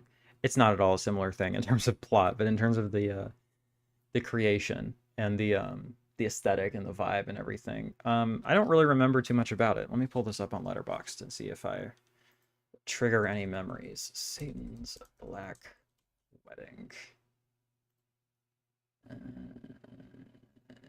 A man travels to another city for his sister's funeral to try to find out why she killed herself. He discovers that she's actually a vampire and returns from the dead to take revenge on her family. Um, so I gave it a 6 out of 10. Yeah, I remember it being fine. Clearly it didn't strike the most memorable. It wasn't the most memorable film to me, right? But Criminally Insane was definitely the one that I found to be more memorable and preferred by a long shot.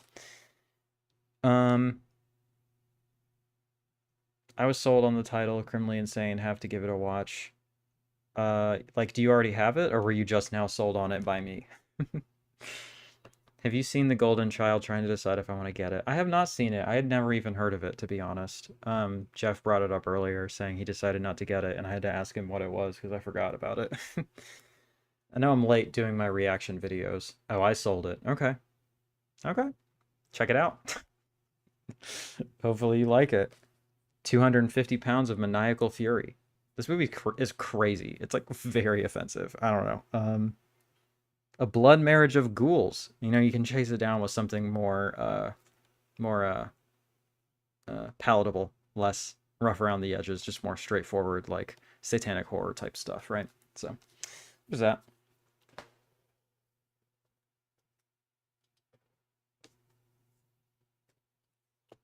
This next one I have not watched yet, so I'll just kind of go through it briefly, but A Chinese Torture Chamber Story, Part 1 and 2.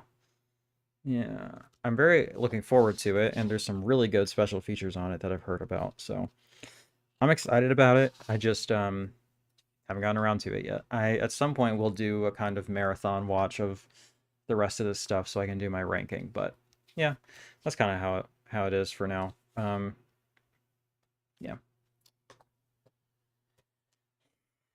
Next, we have one of my favorite releases of the year so far. We have Intrepidos Punks and Vengeance of the Punks. If you want to talk about catchy theme songs, do you ever think about being a director? You think you would make an awesome, or I think you would make an awesome movie. I have, and that might happen in the near future. More on that later, but it's a thing that might be happening. So I appreciate you and your vote of confidence. It's very kind of you. Uh, our friend SPI is giving Golden Child the fire emoji, so I guess if that's your thing, go check that out.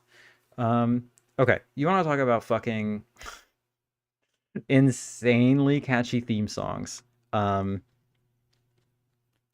Punks. It is still stuck in my head on like a weekly basis. If I just think about the title, it's in my head in perpetuity. Um, so these are very much like very trashy Mexican exploitation films. Um, there's no reversible cover art on it. At least, don't think so. Yeah, no, there's nothing here. But ooh, nice foreshadowing. Would be interested what you would bring to filmmaking. Thank you. I appreciate that. We'll see if it happens, and hopefully I'm not just talking out of my ass right now, but there's things in the works. Big things happening. Big things on the way. You know what it is.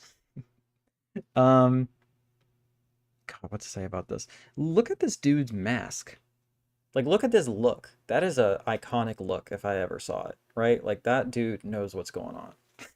This dude knows branding. Um, okay, so yeah, this is essentially just about a gang of punks who go around smoking weed, getting drunk, doing drugs, and killing cops. And I'm describing all cool and good things right now so far, but there's also a lot of like sexual assault in this too, which is not great, I gotta say. It makes it harder to just straight up enjoy or defend as like a fun schlocky thing, but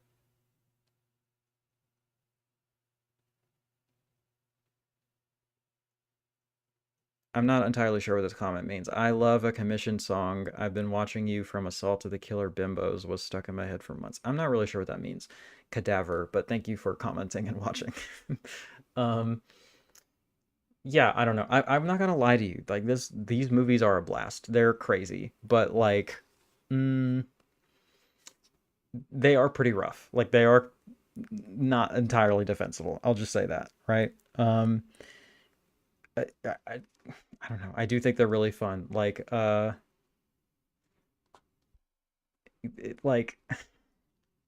I'm struggling to talk about this because it's been so long since I watched it. This is what happens when you go on like a content hiatus. Uh, is that you like? Sorry, I just there's a lot of chats coming through, which I really appreciate, but it's making it hard for me to focus. Um, I gotta get used to that. I'm not used to this amount of chats coming through. Um, I'm trying to remember much about the second one. I didn't like it as much, but I don't know. Like you just kind of have to with this sort of like insanely anarchic filmmaking and like amoral sort of shit going on here, you kind of have to take all of it holistically, right? Like I think we can enjoy this without endorsing the things that happen in it. And there's enough like sort of mm, fighting the power type stuff in it that, you know, we're not like we're clearly not saying that these people are good guys, but they are sort of like there are parts where you root for them for sure. And I don't know, there's something admirable about the level of chaos and anarchy that is portrayed here. It's one that I'll definitely revisit for sure. So, And again, one that I think would be good as like in a group setting. And if not, if you don't want to watch it, just pull up that theme song, and you're welcome. It'll be in your head for the rest of your life. Okay.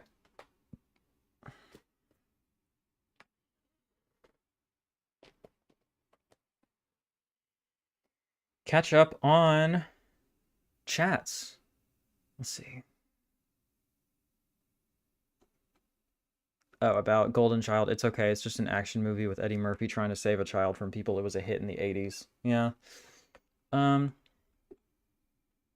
I own an EOS camera that would be perfect for filmmaking, but it's about assembling the crew. Yeah. Yeah, yeah, yeah. I'm gonna have to rent equipment, I think.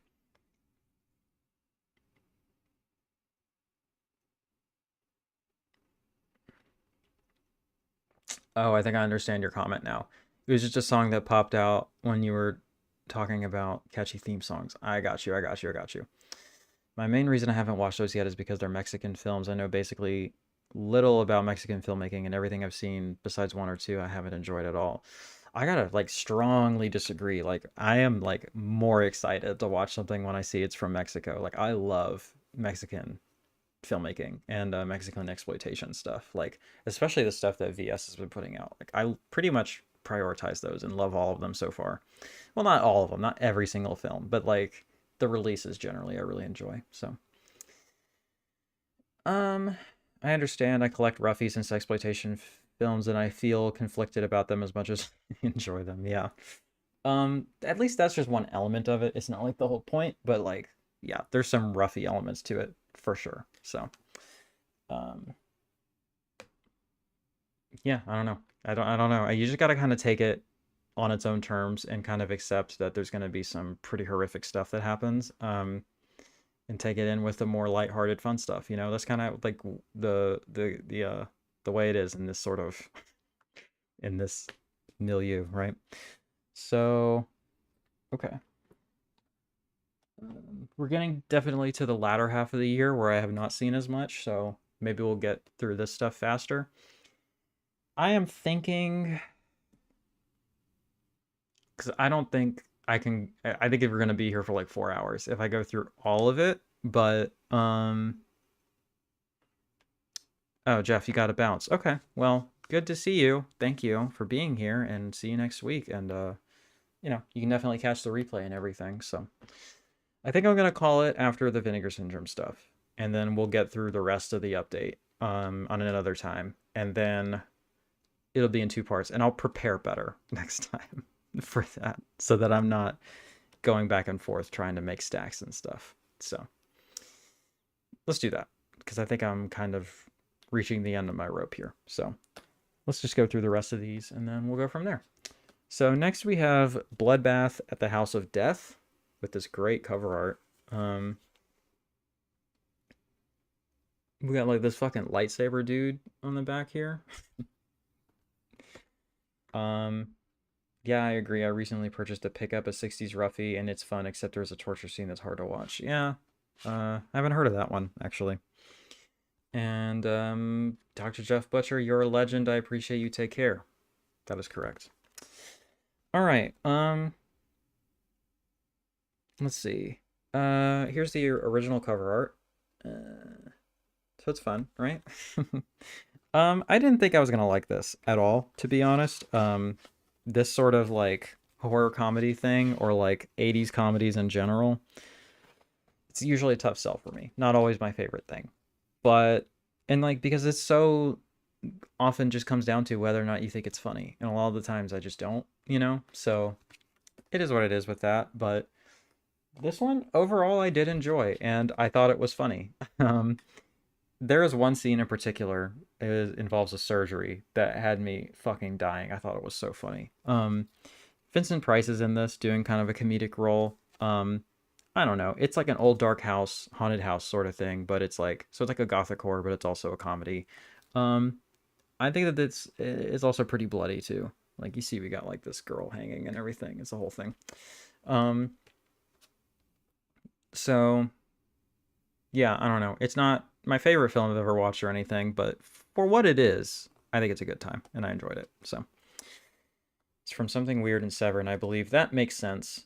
Oh, that's right. I remember it was that came out kind of recently. Okay, I got you. Um, I was going to buy that, but ended up picking up Lost Highway. Well, that like I'm recommending this, but that's not even close. Lost Highway is one of the greatest films ever made, so you made a right choice on that one. Let's see. Let's check this real quick. I'm wondering if my viewer count on my Streamlabs is accurate because it said 15 for like a while now, and um, it's been more there's been more of a variation over on the YouTube side. So I don't know. Phone buzzed. Let me make sure that that's not anything super important. It is not. Okay. Next we have Hell's Trap, or Trampa Infernal. This is a kind of outdoors daytime slasher with a sort of Freddy ripoff type of thing going on with the glove or whatever.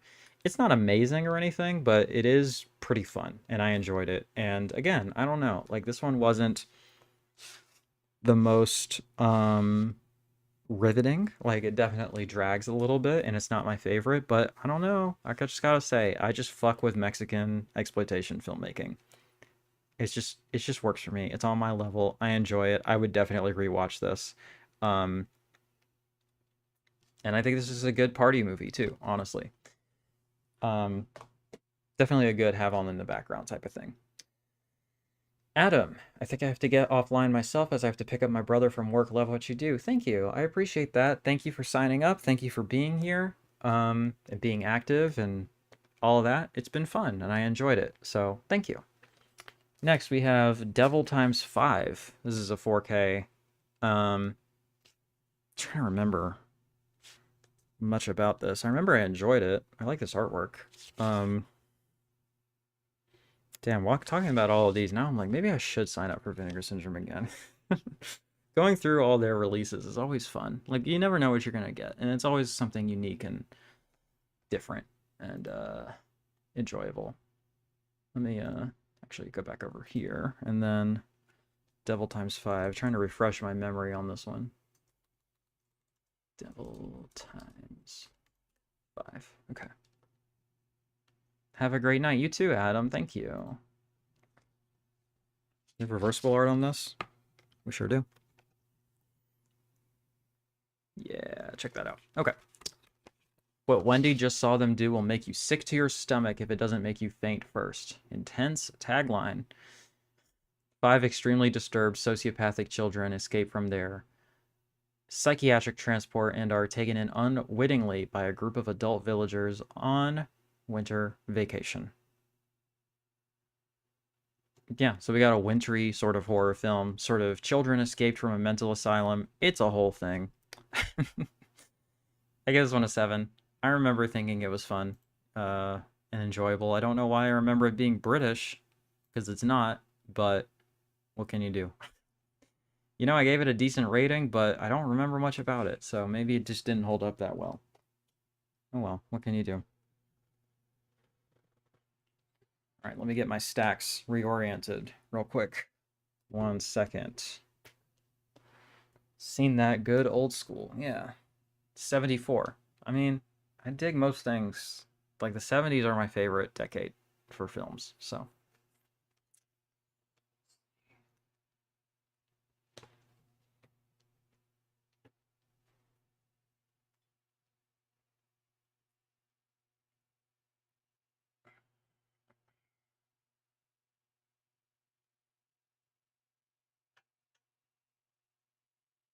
Okay, it'll be fun filing all this stuff when I'm done. Um, I have to do some major reorganizing with my collection, so it's going to be a whole thing because I'm finally doing all this. So, all right, next we have. Can I show this? Can I get away with this? I think so. This might be a thing where like this woman's breasts are so enormous that they might be considered like flag worthy just by virtue of how she is. I don't know. Whatever. Delirium photo of Gioia. I don't know how to pronounce that. Gaia. Sorry, it's been a minute since I've seen it. I don't remember how to pronounce it. Lamberto Bava. Got this sick ass slipcover art, which is sold out by now, unfortunately. And then we have this dope ass back artwork, which that actually does have nipples on it, so hopefully I don't get flagged for it. They're drawn, it's artistic, it's fine. El Foto de Joy. Not my best. Anyway, there's a reversible. But you do have this great artwork as the other option if you want. And then you have the disc art going on. I love this movie. It is so weird. It is so out there. It is so sleazy. The amount of nudity in this is truly insane. Like, you get what... Like, they're not lying about what they're advertising here. Like, you have completely insane, wacky giallo stuff. Voluptuous, gorgeous nude women throughout.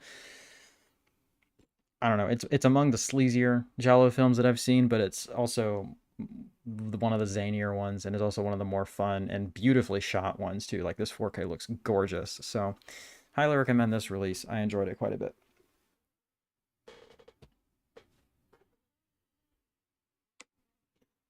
Next we have Howling 2, Your Sister is a Werewolf. I haven't watched this yet, but I do have an old German media book of it on Blu-ray, so I'll be seeing if I can get rid of that after I watch this. I love the first Howling, but haven't seen it yet, so I don't have much to say about it.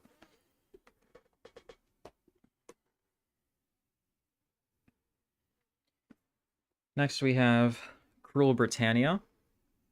This is the British thrillers set. Haven't watched this one yet either, but we have Craze, Penny Gold, and Crucible of Terror. You have your slipcover, because this is a slipcase plus a booklet type of deal. So, yeah, don't have much to say, because I haven't seen it, but I am looking forward to it, because it's something a little bit different for them. Next, we have a rather controversial release. We have Roman Polanski's The Tenet, and then we have this admittedly very cool packaging where the doors open up.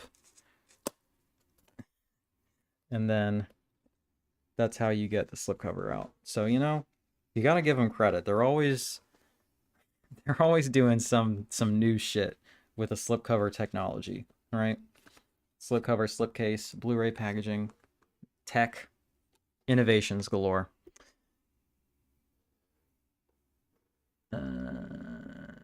Crucible of Terror is great. Not best pick up. Howling 2, very cheesy in my opinion. Yeah, we'll see how it goes. And then The Tenet is a masterpiece, one of my favorite Polanski films. So I have seen it. I had the Screen Factory release of it, which I will be selling because I believe this has all of those features ported over. But this movie's amazing. It's like a solid 9 out of 10 from me. It would get very high. It would be pretty high on my list of like favorite films. Like, it's probably top 200, maybe something like that. 150. It's great. I haven't seen it in a while, so I don't want to speak too much on it, but I just remember it being really, really amazing, really thematically complex. Some interesting... I just went ahead and reversed the cover art because it does have the original art on it, which is cool. Some interesting trans themes going on in this one. I'll just say that. So, yeah, the whole Roman Polanski of it all is unfortunate. It is something that the mileage will vary for different people. I totally understand if you don't want to purchase this, at least not firsthand, because it is directed, written by, and starring a child rapist, so that is always unfortunate. I kind of am of the opinion that this should have been a VSU or something like that, just so people could opt into giving this money, right? I didn't feel super great about the fact that I pre-ordered this in advance without knowing, because my policy is not to buy any of Roman Polanski's films firsthand, because I don't want to give him money while he's still alive. I don't know. It's just, you know, maybe that's a little bit too reductive. Maybe that's too harsh, but like, this is not a great guy. You know, like, it's a great artist, and I think that it's fine to say that while also acknowledging that he's a really bad guy. But I think that this will be well contextualized and everything. Like, I trust that they did a great job with this release. I haven't seen this new transfer yet. I haven't gone through any of the special features, but yeah, it is what it is, right? I personally think this either should have been a sub label or there should have been an email like, hey, we get it. If you don't want to support this, just send us an email and we'll refund you the difference and we won't send you this one, right? I just think it was a little bit shady to put this in with a subscription and then people didn't have an option to opt out of it. But at the end of the day, you did pre-order whatever they put up. So it is what it is. But it's a great film and I'm looking forward to revisiting it.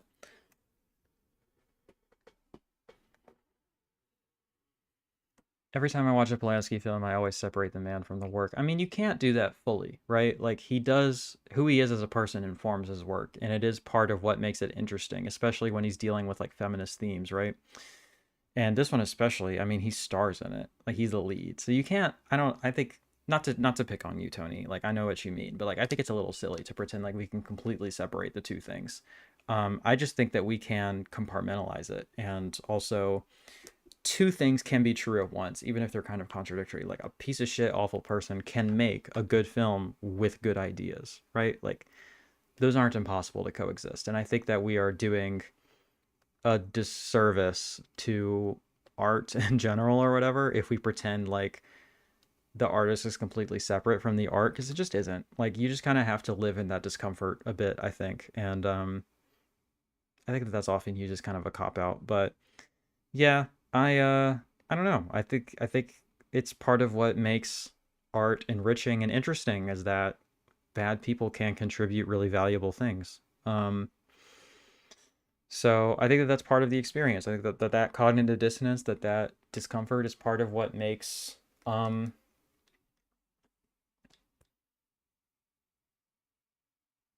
it's all part of it, you know? It's part of what makes this endeavor enriching, right? Val, thanks for being here. Hi, I'm a few hours late, but I'm happy to be tuning in. This is a good discussion. Thank you. Well said, humans are complicated. Yeah, I just sort of, you know, I've gone through some things that have really solidified my belief that people are not entirely good or entirely bad. Everybody has the capacity for evil and awful things within them, and everybody has the capacity to do good things too, you know? And I think that people are complicated, and I think that people are more than just the worst thing they've ever done, or like, again, I'm, you know, maybe I should be better. I'm not sitting here calling like this guy like a real piece of shit, awful person, and like he's certainly done horrible things and he has not taken accountability for them, and but like also, I don't know, it's complicated. We're getting a little in the weeds here, but for the things that he's been accused of, to actually take accountability of it is pretty life ending. Like, you're just going to be excised from society forever, and that's just kind of how it is. And so I don't think that that's the way to handle it. Like, I think that our punitive society has made it such that it demotivates people from taking accountability and from doing the right thing and it actually improving. Like, it makes people have to um sweep these things under the rug or pretend they didn't happen or this, that, and the other, because the consequences for owning up to this sort of behavior are so life ending and so like horrific. And you know, there are people who think that they should be. um I just don't. I think that that's a pretty reactionary way to look at it. And punitive justice is not something that I think is moral or something that I think works. So I don't know. Every time, right? You're in a film space and Roman Polanski comes up, there ends up being a dissertation on all sorts of things. But in that case, I still am of the opinion that I don't want to support him monetarily, being where he's at and what he's done and everything. And I wouldn't see any of his new films in a theater or anything like that. Especially because I think his more recent work, from what I've heard anyways, is like kind of gross in context of everything. But yeah, the moral of the story is I don't think we need to pretend like these things didn't happen in order to appreciate or talk about great works of art. Like, the moral complexity, the fact that it's made by again, here I am with a reductive language, but quote unquote bad people, I think is part of what makes the discussion interesting and the work enriching. So there's that. Next. Forgotten Jolly Volume 7. This has Mystère, Obsession, A Taste for Fear, and Sweets from a Stranger. Hey, Ryan, thanks for being here. Hope your Sunday is better than your 2024. You know, it's been pretty okay. I recorded a great conversation earlier in the day. We've been streaming for almost 2.5 hours. Had some really good chats, some good discussions. No donations yet, which is, you know, it is what it is. But in any case, I'm happy to be doing this. I'm happy to finally be going through this insane backlog of updates I have to share. Man, that's really on there. I've heard nothing but great things about this box set in particular. Ooh, I haven't even unwrapped these, so that's fun. We got some classic Giallo stuff here. We have the voluptuous young lady with a similar haircut to mine, and the sharp instrument ready to take her out, right? So then we have, the glare is going to be even worse because I haven't unwrapped these, so bear with me. Obsession, A Taste for Fear. I imagine the original cover arts are the reversible, but I am not opening these on stream. That's just going to be what it is. And then Sweets from a Stranger. So I really like these sets. I enjoy them. I like these deep cuts. I think they're fun. And I'm looking forward to checking it out.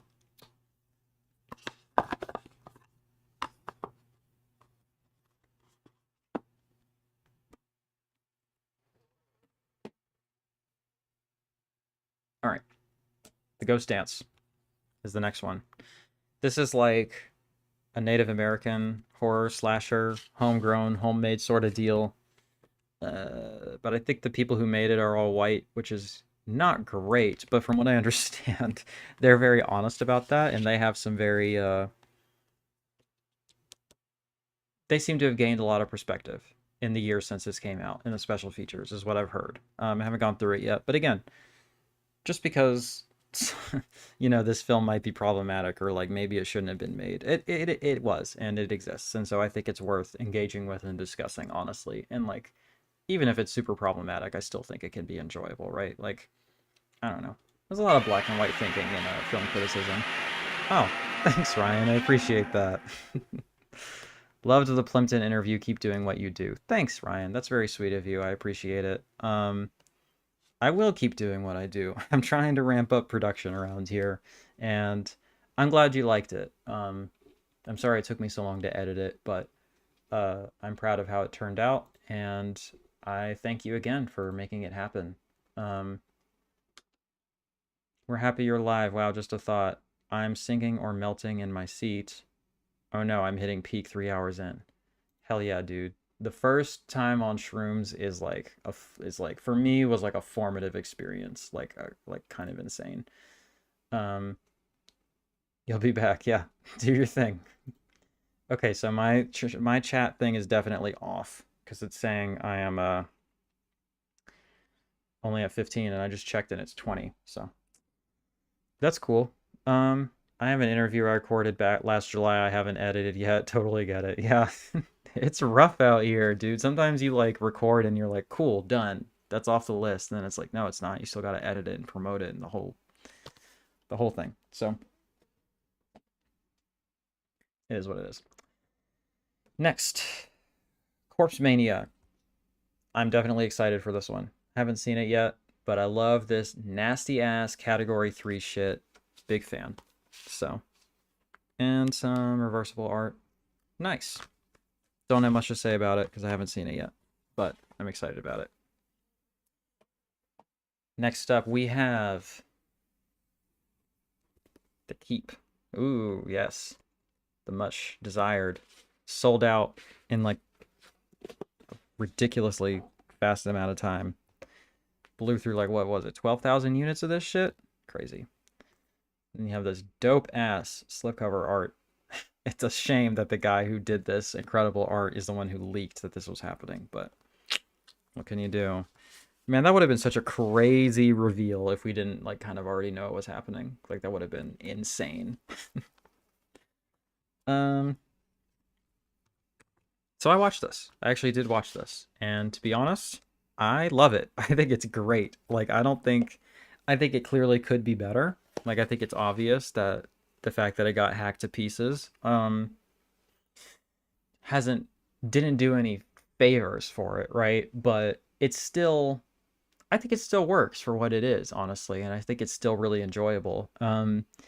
I kind of like that it doesn't make any sense because the vibes are so immaculate. The like Tangerine Dream soundtrack is so good, and the cinematography is so great, and all the different colors, the weird set. Um, I don't know, man. Like this is just a vibe, and I fuck with it, and I really like it. And I'm so glad there's finally like a watchable version of this out there because I tried to watch it on the Criterion channel and it was completely unwatchable, just like entirely. Um, and what else?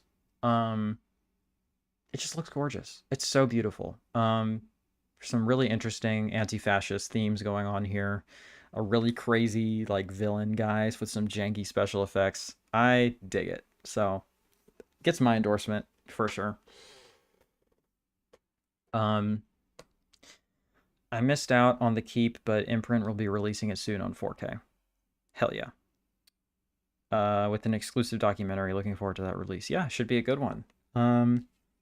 Next up, we have Blood Tracks. Have not seen this yet, but from what I understand, it's a heavy metal snow horror slasher. So it should be a good time. I am excited about it. We got the bitchin' babe with the sick ass guitar. I'm into that. You know what it is. Next, I'm especially excited about this, and it's a bummer that I haven't had the chance to watch it yet. But we have Looking for Mr. Goodbar. This is like a really classic film that has not seen a good release. So I'm excited about it. Heavy metal snow slasher is like the perfect pitch phrase. I mean, kind of, right? Like I'm really excited about it. I like this slipcover art. It's like some trippy, like, I don't know. It looks like an album cover, like a shoegaze thing, or like a trip hop, or some kind of electronic project. So that's cool. This is still sealed, so I'm not sure what kind of reversible art we have going on here. I also have the replacement disc, if someone could help me parse through that. I think, if I remember correctly, it is not Dolby Vision enabled, like the one that I have, and then the replacement one is, but the bitrate is lower, so they could fit it on the disc, right? So I'm not sure, because I don't have Dolby Vision capability, so I'm not sure if it's worth it looking worse so that I can have something that I don't have, right? I'm not sure what to do with that, but I might have Dolby Vision in the future, so I guess I should hang on to it? I don't know. I can't imagine it looks that much worse with like the slightly more compressed version, right? And then the last one is Sliver. Haven't watched this one yet. I like the packaging. I like the artwork. I think it's cool. I like the colors. Big fan of the grid thing happening here. Yeah. 90s erotic thriller. Probably a good time, right? uh yeah, I'll have to check that out. So hopefully there will come a day where I have enough time to go through all of that and um can do my ranking video. So that's that. Amazing film. The ending is very hard to watch. Damn. That's unfortunate.